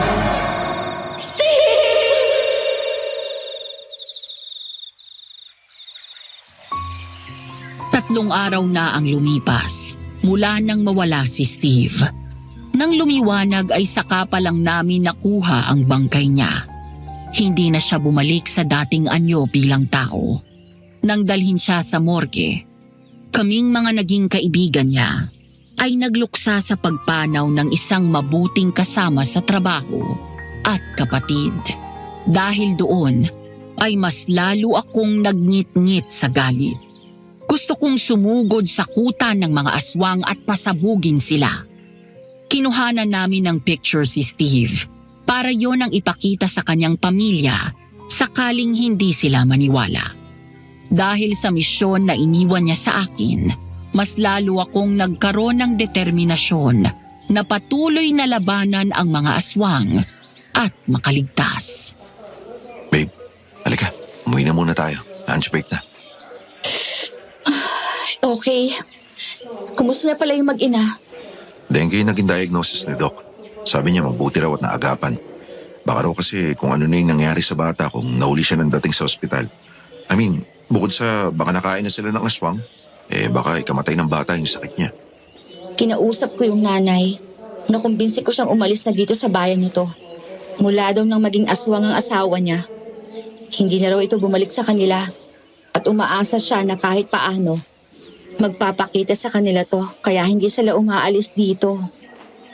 Sigurado ka ba na nakumbinsi mo? Oo, lalo na at nakita niya mismo ang takot at trauma ng anak niya sa aswang. Isa-isa ko nang kinakausap ang mga pasyente dito na ialis na doon ang mga kamag-anak nila. Ang umalis na dito sa lugar na to para wala na silang ipadalang health workers. Tama na yung mga gaya ni Steve na nagbuwis ng buhay. Babe, alam ko nahihirapan ka sa mga nangyayari. Pero huwag mong gawing burden to, ha? Release it. Naniniwala ako na nakikita ng Diyos yung mga nangyayari at darating ang tamang panahon na siya mismong tatapos sa kasamaan ng mga aswang sa baryo na ito. Pero sa ngayon, pwede ba kumain na muna tayo? Okay. Mula sa ospital ay naglakad kaming dalawa ni Tommy pabalik sa bahay para kumain. Hanggang sa namataan ko si Neil na may kausap malapit sa apartment. Hindi ko napigilan ang sarili ko, Madam Venus. Pakiramdam ko ay umakyat sa utak ko ang matinding galit at hindi na nakapag-isip pa. Bigla ko siyang sinugod at sinapak ng 2 beses, sabay sipa sa kanya. Agad umangil na parang zombie si Neil nang tumingin siya sa akin at akmang susugod pero hindi ito makalapit. Marahil ay dahil pareho kami ni Tommy na may suot na kwintas na may krus na pendant. Mga hayop kayo! Kayo ang pumatay sa kaibigan ko! Kinitil niya ang sarili niyang buhay. Hindi namin kasalanan kung mahina ang loob niya. Dahil ginawa niyo siyang aswang! Ikaw at yung anak mo! Lahat kayo mga demonyo kayo! Babe, tama na, please. At susunod na yung nobyo mo. At ikaw, sisiguraduhin ko na makukuha ka namin. Bago niyo pang magawa yan, ako mismo maghahatid sa inyo sa impyerno dahil doon kayo bagay! Kalma na, sige na. Sige ka, magsiselos na ako niyan. Masyado ka nang affected sa pagkamatay ni Steve, baka mamaya. Babe! Ano ka ba? Joke lang, pinapatawa lang kita eh. Alam mo naman na hindi ako siloso, di ba? Liga nga rito, kiss na lang kita, pampakalma ha? Kainis ka! Yumapos ako sa leeg niya at tumugon sa matamis na halik ni Tommy. Pagkatapos ay matagal-tagal din naming niyakap ang isa't isa. Matapos yun, ay pinaupo na lang niya ako at siya na daw ang bahalang maghanda ng mesa. Kaya naman sinandal ko ang ulo ko sa backrest ng sofa at pinikit ang mga mata. Hanggang ilang sandali pa ang nakalipas ay biglang umuga ang paligid. Lumilindol. Dahil doon ay nagmamadali kaming lumabas ng bahay. Ganon din ang ibang mga kapitbahay namin. Ang lakas nun ah. Wala na. Tumigil na. Bilisan na natin kumain, baka kailangan tayo sa ospital. Sige, susunod ako. Titingnan ko lang yung mga gamit sa itaas. Okay. Nagmamadali akong umakyat At gaya ng inaasahan, ang ibang mga gamit namin ay nahulog mula sa ibabaw ng cabinet. Matapos kong ayusin yon at ibalik sa kinalalagyan, bababa na sana ako nang may mapansin ako sa gilid ng cabinet. Isang pirasong papel. Nang damputin ko yon, ay isa pala yung lumang larawan ng mga nurse. Ang background ay ang ospital kung saan kami nagtatrabaho. Hanggang sa napakunot noo ako nang makilala ang isa sa mga nurses doon. Manang, Babe, halika na. Kakain na tayo. nandyan na! Bilisan na natin para makabalik tayo agad. Ano ba'y tinitignan mo dyan? Siya yung kausap ko last week dito sa gate. Hindi ko pa siya nakikita eh. May nakasulat na pangalan sa likod. Ha? Oo nga, no? Gina? Gina Andrada? Gina Andrada. Kapangalan ng nanay mo? Teka lang. Oo nga. Nasunog yung dating bahay namin. At nandun lahat ng pictures niya. Kaya wala akong memory kung anong itsura niya at wala rin maipakitang picture sa akin sila Lola. Pareho nga sila ng pangalan ni nanay. Baka siya yan. Di ba sabi mo nurse din siya? Kaya ka nga nag-nurse eh. Tsaka di ba yung nanay mo, mahigit 20 years nang nawawala? Tapos hindi mo na maalala yung mukha niya dahil 4 years old ka pa lang nung umalis siya. Tapos hindi na bumalik. Pero kung siya nga ito, bakit siya nandito? Mabuti pa magtanong tayo kay head nurse. Baka sakaling kilala niya tong nasa picture at tama ang hinala natin. Tumawag ako sa mga tita ko. Nilarawan ko sa kanila ang mukha ni Manang na siyang naroon din sa larawan na nakuha ko sa apartment. Kinumpirma nila sa akin na siya ang nanay ko. Labis akong naiyak sa tuwa nang malaman ko na buhay pa siya. Kanina pa ako naghihintay na magpakita siya sa akin. Dati naman ay bigla siyang sumusulpot. Pero ngayon, kung kailan ko siya higit na kailangang makausap, ay hindi siya dumarating. 4:00 na ng hapon ng mga sandaling yon, patapos na ang duty namin. Bukas ay babalik na kami ng Maynila. Gusto ko na siyang isama sa pag-uwi namin. Samantala, habang nasa nurses station ako at nag-a-update ng mga charts ng pasyente, dumating si Tommy na tila bagsak ang balikat at parang shock ang mukha. Babe? Bakit ganyan ang mukha mo? May nangyari ba? Sa tingin ko, kailangan mo sumama sa akin. Saan tayo pupunta? Basta, sumama ka na lang.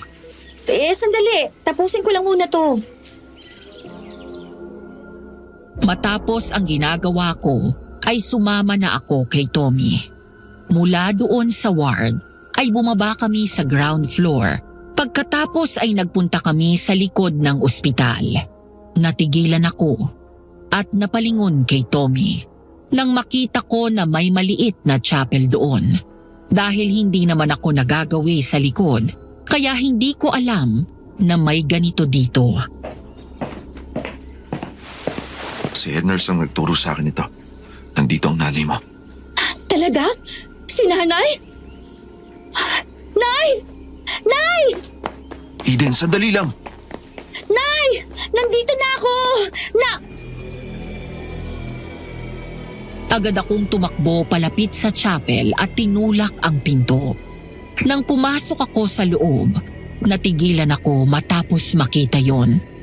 Hindi yun chapel, kung hindi isang kolumbarium. Nagsunod-sunod ang patak ng luha ko nang unti-unting nabubuo sa isip ko ang isang masakit na katotohanan.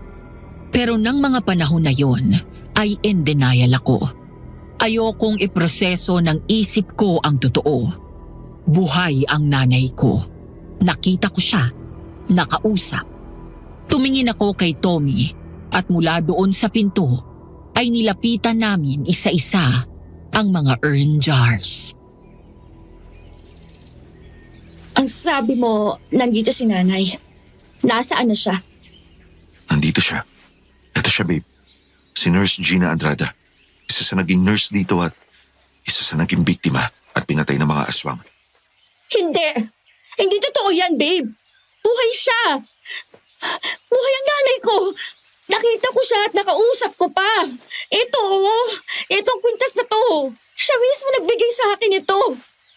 Babe, sa tingin ko, kaluluwa na siya. Isa ng multo. Yung siguro ang dahilan kaya hindi ko siya nakikita. Naalala mo nung naroon ka sa gate at sabi mo may kausap ka? Naabutan kita nun. Nagsasalita mag-isa. Hindi, Tommy! Buhay si nanay!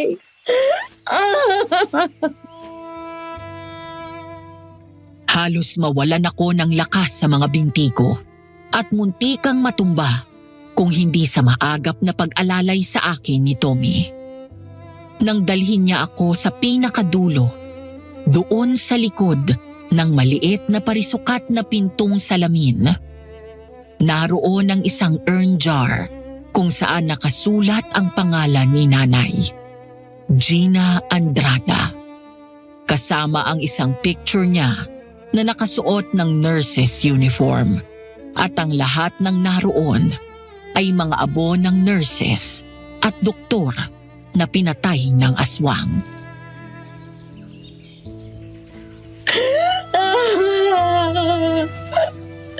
Nay!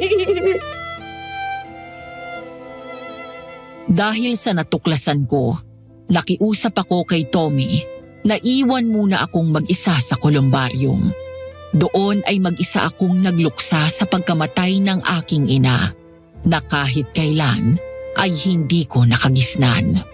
Umiyak ako habang iniisip ko ang gabing pinatay nila si nanay. Gaya ng mga nasaksihan ko na sinapit na mga kasamahan ko sa kamay ng aswang. Marahil ay takot na takot din si nanay ng gabing yon, habang para siyang hayop na kinakatay ng mga demonyong yon. Nasa gitna ako ng pagluluksa ko nang lumingon ako sa may pinto. Natulala ako, Madam Venus. Hindi ko alam kung nananaginip ba ako o namamalikmata dahil naroon nakatayo sa labas ng bakuran ng ospital ang tatay ko. Namalayan ko na lang ang sarili ko ng mga sandaling yon na humahakbang palabas. Tay? Babe, saan ka pupunta? Si tatay, babe! Nakita ko siya! Sandali! Susundan ko lang! Eden, sandali lang! Eden! Hindi ko alam kung anong tumatakbo sa isip ko ng mga sandaling yon. Basta ang alam ko lang ay makausap si tatay. Noon ko lang din naalala. 8 years old ako. Natatandaan ko pa na nagpaalam siya sa akin na magtatrabaho sa malayo. Pero hindi niya sinabi kung saan. At ang gabing yun din ang huling beses ko siyang nakita. Makalipas ang 2 taon, nang magtanong ako kay Lola at sa mga tito at tita ko kung nasaan na si tatay, sinabi nila sa akin na patay na daw siya. Pero wala akong naaalala na may nilibing kami na katawan niya. Ngayon na natagpuan ko dito ang mga abo ni nanay at ngayon naman si tatay, ibig sabihin ay dito siya pumunta para kay nanay. Tay! Sandali lang, tay! Eden, sandali lang! Ano ba? Delikado dito sa gubat. Nakita ko si tatay! Nandito din siya! Sigurado ka? Oo! Tumakbo ako kasama si Tommy at sinundan ang daan na tinahak ni tatay. Nakita ko siya na patuloy na tumatakbo habang panay ang lingon sa akin hanggang sa tuluyan siyang mawala sa paningin ko. Ilang sandali pa ay huminto kami nang mapansin na napapalayo na kami at hindi na namin makita ang ospital. Halika na. Baka may matsyempohan pa tayong mga aswang dito. Hindi natin kabisado ang lugar na to. Hanggang bukas pa naman tayo eh. Tsaka na magpapakita pa rin siya sa'yo. O sige. Eden, anak. Bigla akong lumingon nang mula sa likod ng isang malaking puno ay lumabas ang taong dahilan kaya kami naroon sa gitna ng kagubatan. Kasabay ng unti-unting paglubog ng araw, ay unti-unti ring nagwakas ang pangungulila ko sa kanya. Muling umagos ang mga luha ko. Ngayon kaharap ko na siya ulit. Makalipas ang 20 taon, mas lumilinaw na sa isip ko ang mukha niya. Ngunit hindi gaya noon. Malaki na ang tinanda ni tatay. Malaki ang pangangatawan nito, pero ang muka ay may mga kulubot na at ang mga mata niya ay nangingitim ang paligid na parang matagal na siyang walang maayos na tulog. Bukod doon, ay ang mga ngipin niya ay may mga bahid ng itim. Akma akong tatakbo palapit sa kanya nang pigilan niya ako. Tay! Huwag kang lalapit, anak. Hindi ka na dapat pumunta rito. Bakit ang sabi nila lola sa akin, patay ka na? Totoong patay na ako, anak. Matagal nang patay ang dating ako. Hindi na ako ang tatay mo na gaya ng dati. Hindi na ako tao.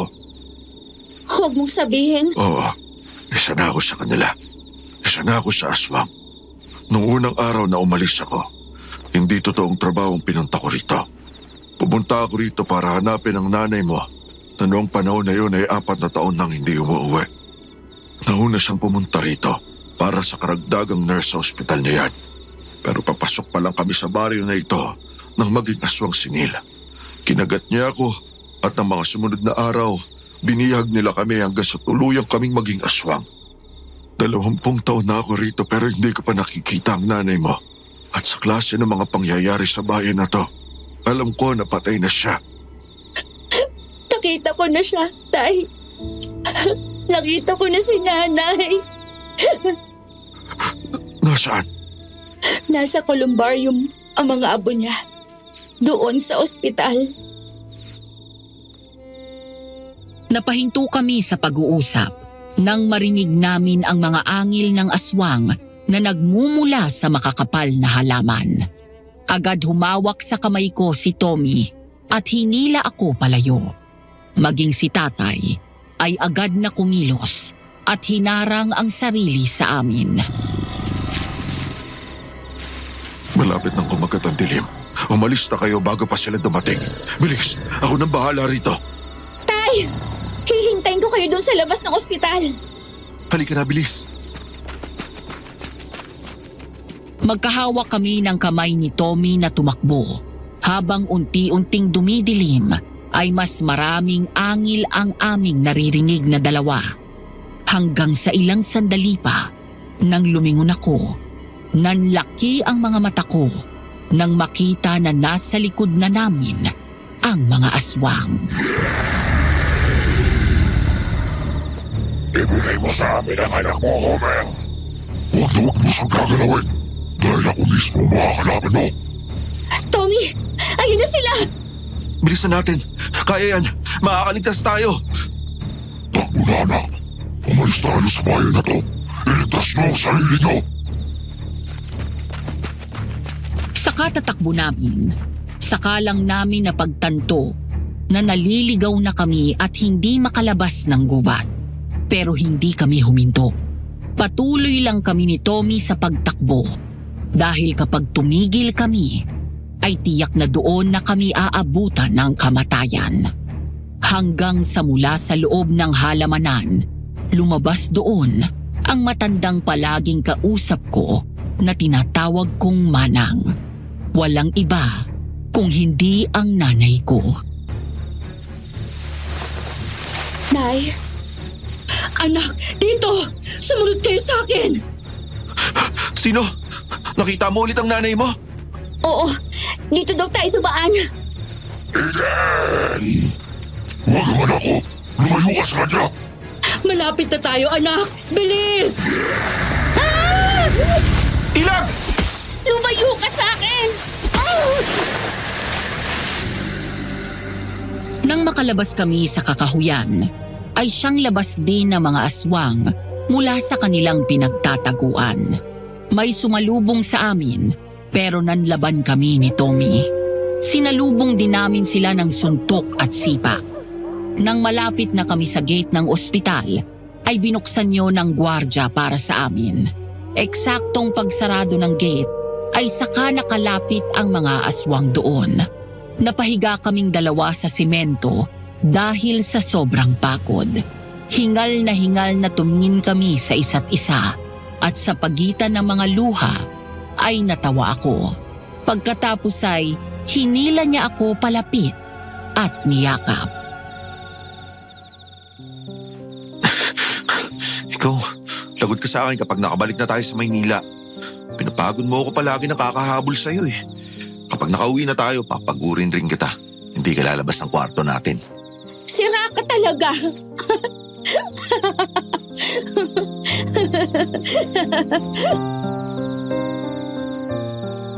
Mula sa permiso na binigay sa akin ng nangangalaga sa kolumbarium, kinuha ko mula sa pinaglalagyan ang urn jar ni nanay.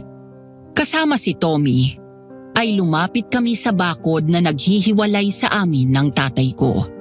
Sa unang pagkakataon, hindi ako natakot sa aswang. Sa paningin ko, hindi siya mabagsik at kasing demonyo gaya ni Neil dahil siya ang nag-iisang tatay ko. Ang mabait kong ama na nag-alaga sa akin noon hanggang sa biglang lumabas mula sa likod namin si nanay. Umagos ang luha ko habang pinagmamasdan ko sila. Sa unang pagkakataon, nabuo ang pamilya namin. Babe, narito ang kaluluwa ni nanay. Sa wakas na kumpleto kami. Sayang, hindi ko kayo pwedeng picturean. Kapag nakabalik tayo ng Maynila, pwede ba magpagawa tayo ng family picture namin? Kahit yung Photoshop lang sa computer. Sige, gagawin natin yan. Tay, eto na po si nanay. Narito po ang kaluluwa niya sa tabi ko. Nakikita at naririnig ka niya. Gina, mahal ko. Ang tagal kitang inanap. Sa wakas, nagkasama na tayo. Matagal na tayong magkasama, mahal. Hindi kita nakikita, Gina, pero naririnig kita. Mula nang dumating ka dito, sumusunod lang ako sa'yo. Kasama mo ko. Hindi ako umalis sa tabi mo habang nagbibigay ako ng babala sa mga babaeng nurse na dumarating dito. Sa tuwing umaalis ako dito sa ospital, sa'yo ako umuuwi. Patawarin nawa ako ng Diyos sa lahat ng kasalanan ko. Sa mga buhay na nawala dahil sa pagkauhaw ko sa dugo at laman ng tao. Wala kang kasalanan, mahal. Biktima ka lang rin gaya ko. Pero hindi ka na dapat sumunod pa dito. Hindi mo na dapat ako hinanap. Tingnan mo tuloy ang nangyari sa'yo. Dahil mahal na mahal kita, Gina. Sa 4 na taon na wala ka sa piling namin ni Eden, labis akong nangungulila sa'yo. Kaya nang malaman ko kung saan ang eksaktong address na pinuntahan mo, sumunod ako sa'yo. Malapit na mahal. Malapit na tayo magkasama sa kabilang buhay. Hintayin mo ko. Tay, mahal na mahal po kayo ni nanay. Mahal na mahal ka rin namin, anak. Kahit kailan hindi ka nawala sa isip ko. Hindi mo alam kung gaano ako kasaya nung makita kita. Pero paano niyo ako nakilala? 20 taon ninyo akong hindi nakita. Magkamukha kayo ng nanay mo. Kaya alam ko agad na ikaw ang nag-iisang prinsesa ko. Tay, miss na kita. Bigla kaming huminto nang mapalingon kami sa paligid nang muling umuga ang lupa at lumindol. Napayakap ako ng mahigpit sa urn jar ni nanay. Matapos yon ay nagkagulo ang lahat. Ang mga aswang ay naging aligaga at sabay-sabay silang umalulong na parang mga aso. Kasama na si tatay. Yung mga pasyente. Bumalik na tayo sa loob. Bilis! Kahit hindi na kami naka-duty ng oras na yon, ay nagmamadali kaming tumakbo pabalik sa loob ng ospital. Saglit kong nilapag ang urn jar ni nanay sa tabi ng bag ko. Pagkatapos ay nagmamadali kaming lumapit sa mga pasyente. Ngunit hindi huminto ang paglindol. Sa paglipas ng bawat segundo ay palakas ng palakas ang pag-uga ng lupa. Dahil sa kalumaan ng gusali, nag-alala kami nang magsimulang mabitak ang mga pader. Sukbit namin ang mga bag at ako naman ay dala ang urn jar ni nanay. Tumakbo kaming mga nurses at doktor sa mga pasyente at nilabas silang lahat. Mabuti na lang at hindi na rin ganon karami ang mga nakakonfine at ang iba ay nakalipat na sa ibang ospital at umalis na sa bayan na yon. Yung mga pasyente sa 3rd floor! Bilis! Doon kayo lahat sa labas! Huwag kayong lalabas ng hospital ground! Kasabay ng patuloy na paglindol, gumuho ang ibang parte ng bundok at natabunan ng ibang mga bahay. Ang iba naman ay nagsilabasan kaya ang ibang aswang ay hinabol sila. Nang mga sandaling yon, pakiramdam ko ay katapusan na ng mundo. Nagkakagulo ang lahat.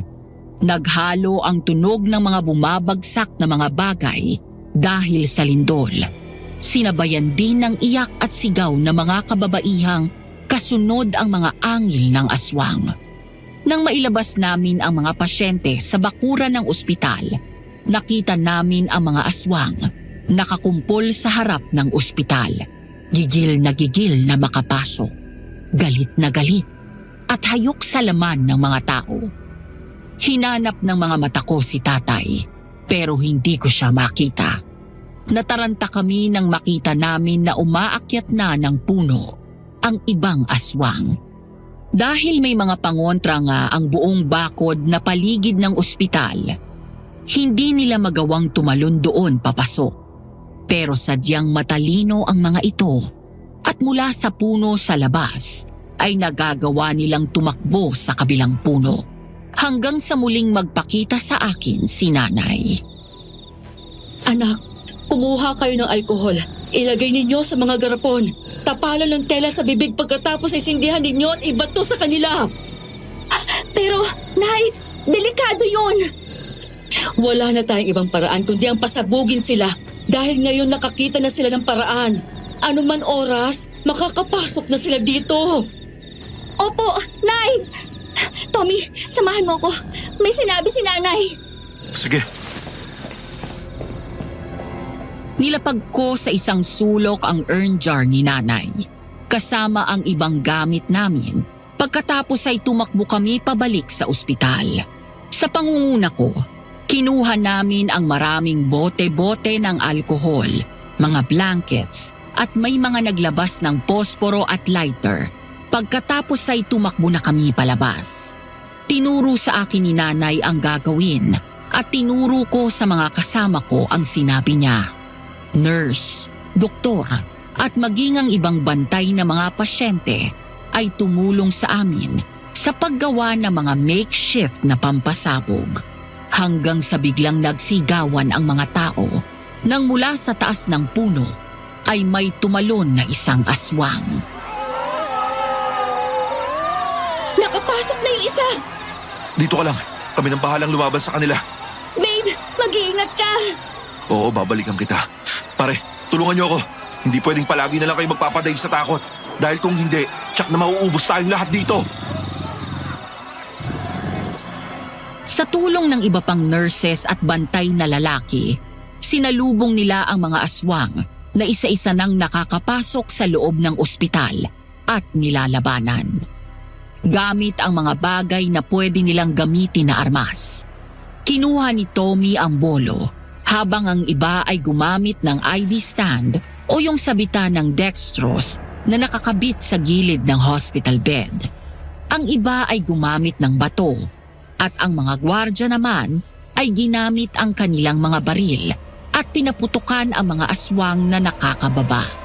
Sisindihan ko na sana ang ginawa naming mga makeshift na pampasabog nang makaramdam ako ng takot at nanginig ako.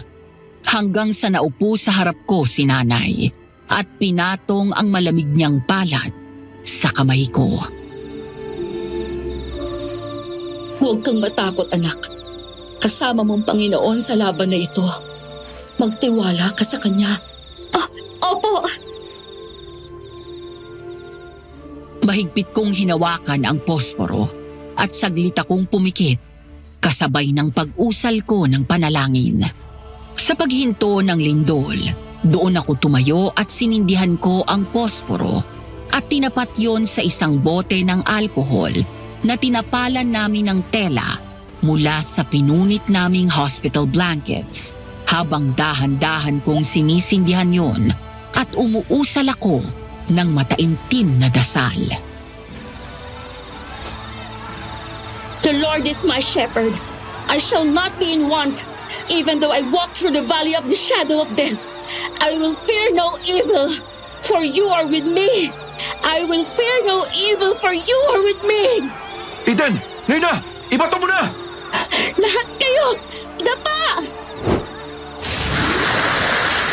Nang ibatok ko ang unang bote, ay agad yung sumabog ng masalo ng isang aswang. Halos yumanig muli ang paligid.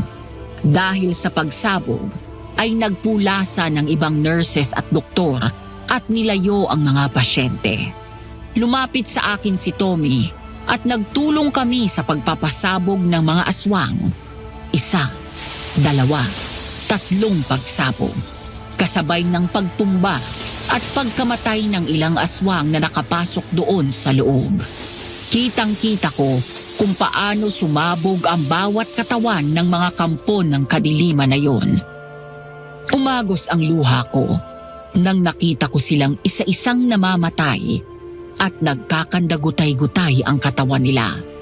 Gaya nung kung paano nila katayin ang katawan ng mga inosenteng biktima nila. Tumingin ako sa huling bote na hawak ko at sinindihan ko yun.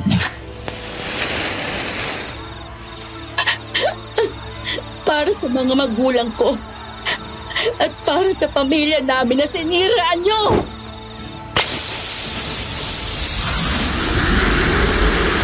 Lumilindol na naman. Napayakap ako kay Tommy nang muling umuga ang lupa. Sa pagkakataon na yon, ay mas malakas ito kesa sa nauna. Nawalan kami ng balanse at napayakap sa pader habang nasa likod ko si Tommy at pinoprotektahan ako. Hanggang sa biglang dumating si tatay. Wala siyang sugat mula sa ginawa kong pagsabog at hindi rin mabangis ang kanyang muka. Sa halip na matakot, walang pagdadalawang isip na niyakap ko siya nang buhatin ako ni Tommy. Tay! Palagi mong ingatan ang sarili mo, anak. Lagi mong tatandaan na mahal ka ng tatay. Mahal na mahal ko kayo ng nanay mo. Ito na ang sagot sa dasal ko. Ang katapusan ng paghihirap ko. Huwag mo na akong iwan ulit, Tay! Anak, hindi na ako tao. Aswang na ako. Hindi ka ligtas kapag kasama mo ko. Tsaka pagod na ako. Matagal ko nang iniintay ang kamatayan ko. Tommy ang pangalan mo, hindi ba? Opo. Ingatan mo ang anak ko para sa akin, ha? Makakaasa po kayo. Masaya ako na bago ako mawala, nakita kita muli, anak. Tay! Nagulat na lang ako nang biglang bumuka ang lupa dahil sa lakas ng lindol. Ang mga natirang aswang na hindi namatay sa pagsabog ay kinain ng lupa. Kasama ang mga aswang na babae na nagpaparami sa lahi nila. Muling nabalot ng malakas na angil at sigaw ng mga aswang ang paligid. Habang si tatay ay napahawak sa bakod na puno ng bawang at nakita ko na unti-unting nalalapnos ang balat niya. Nang muntik na siyang mahulog sa loob ng malalim na bumukang lupa, bigla kong nahabol ang kamay niya at hinawakan ko siya. Kung hindi ako nahawakan ni Tommy, tiyak na kasama akong nahulog ni tatay. Eden! Tay! Kumapit ka sa akin! Anak, bitiwan mo na ako. Hindi! Ayoko! Anak, pagod na ako. Pagod na ang tatay na maging aswang. Ayoko na. Hayaan mo na akong magpahinga. Hindi! Hindi! Mahal na mahal kita, anak.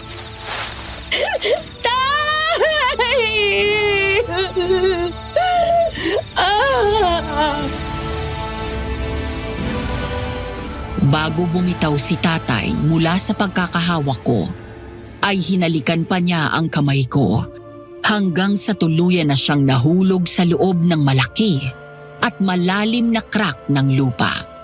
Mabilis akong nailayo ni Tommy. Nang mula sa ilalim ng lupa ay biglang sumiklab ang apoy at narinig namin ang malakas na sigaw ng mga aswang. Pakiramdam ko ay parang nasa harap namin ang impyerno. Napuno ng daing at iyak ang paligid hanggang sa lumipas ang ilang sandali. Tuluyan ng kumalma ang paligid at tumahimik. Anak? Nay? Tapos na ang lahat. Ligtas na kayo.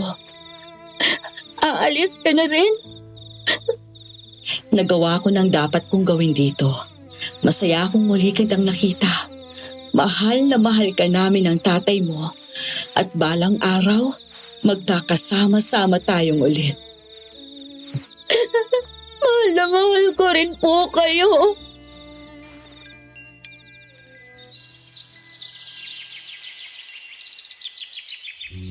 Umaga, doon sa kondo na tinitirhan namin sa Maynila. Mula sa night duty ay nauna akong umuwi kay Tommy dahil niyaya siya ng mga high school best friends niya na lumabas sandali. Kaya naman pagdating ko sa bahay ay agad akong naghanda ng umagahan. Ilang sandali pa ay narinig ko na lang na bumukas ang pinto. Baby? Babe, I'm home. Hi, baby. Oh, bakit nandito ka na kagad? Akala ko may lakad kayo nila Joshua. Sabi ko naman sa kanila na isang oras lang ako free dahil pagod na rin ako. Isa pa, kapag may libreng araw ko, kagaya ngayon, nasabay pa ang day off natin, mas gusto ko na ikaw yung kasama ko. Baka magtampo sila. Sus, mga may asawa na rin yun. Sigurado ako naiintindihan nila. Pakis nga. Kumain ka na ba? Nagkape lang ako. Mas gusto ko kasabay ka kumain eh. Oh, sige. Magpalit ka na ng damit. Malapit na matapos tong niluluto ko. Ay babe, nga pala, huwag mong kakalimutan ha. Mamayang hapon dadalaw tayo kila Nanay Gina at Tatay Homer. Nag-alarm na ako para sigurado.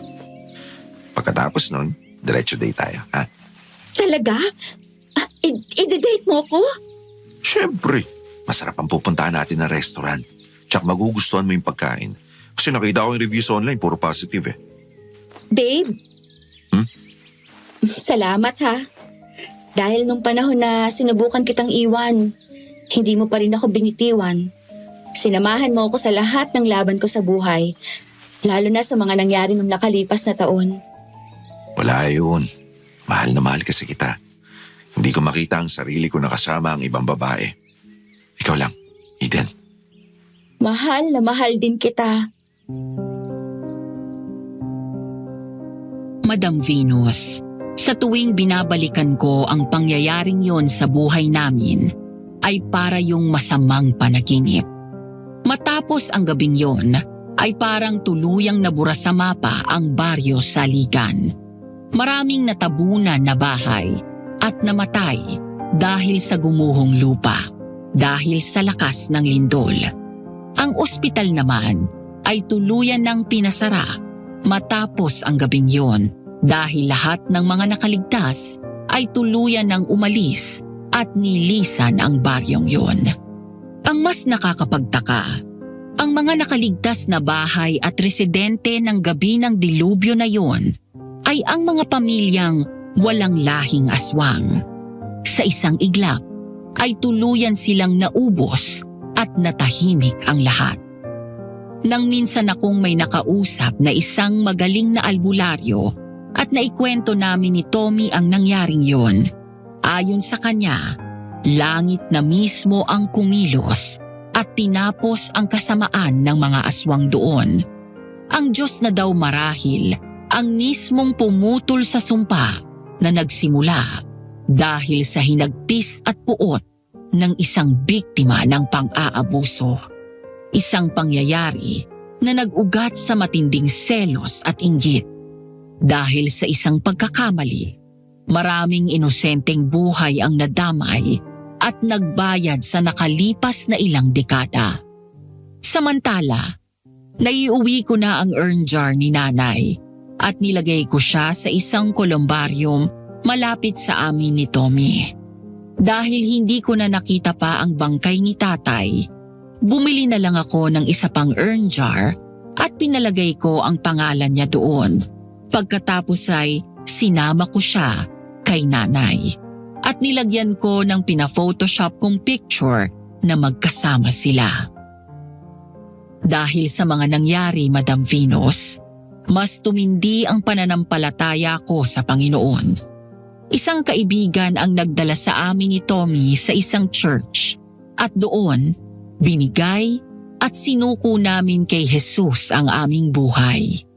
Makalipas ang higit 1 taon matapos ang babang luksa ni tatay, ay kinasal na rin kami sa isang Christian wedding. Hindi ko alam kung may natira pang aswang sa lugar na yon. Alam ko rin naman na kahit kailan, ang kasamaan ay nariyan lang sa tabi. Nasa atin na kung magpapadaig tayo sa kanila o mas pakikinggan natin ang bulong ng Panginoon. Nang mga sandaling lumalaban kami sa mga aswang, isa lang ang napatunayan ko. Kasama ko ang Diyos. Hindi niya ako iniwan at siya ang nagsilbing lakas namin ni Tommy. Hanggang dito na lang at sana'y naging inspirasyon sa inyo ang kwentong pinagdaanan ko na nagpatatag at naglapit sa amin sa Panginoon. Maraming salamat po at more power sa Aswang Diaries. Bago ko tapusin ang liham ko, nais kong iwan sa inyo ang mensahe na ito mula sa Isaiah 41:10. Fear not, for I am with you. Be not dismayed, for I am your God. I will strengthen you. I will help you. I will uphold you with my righteous hand. Nagmamahal, Eden.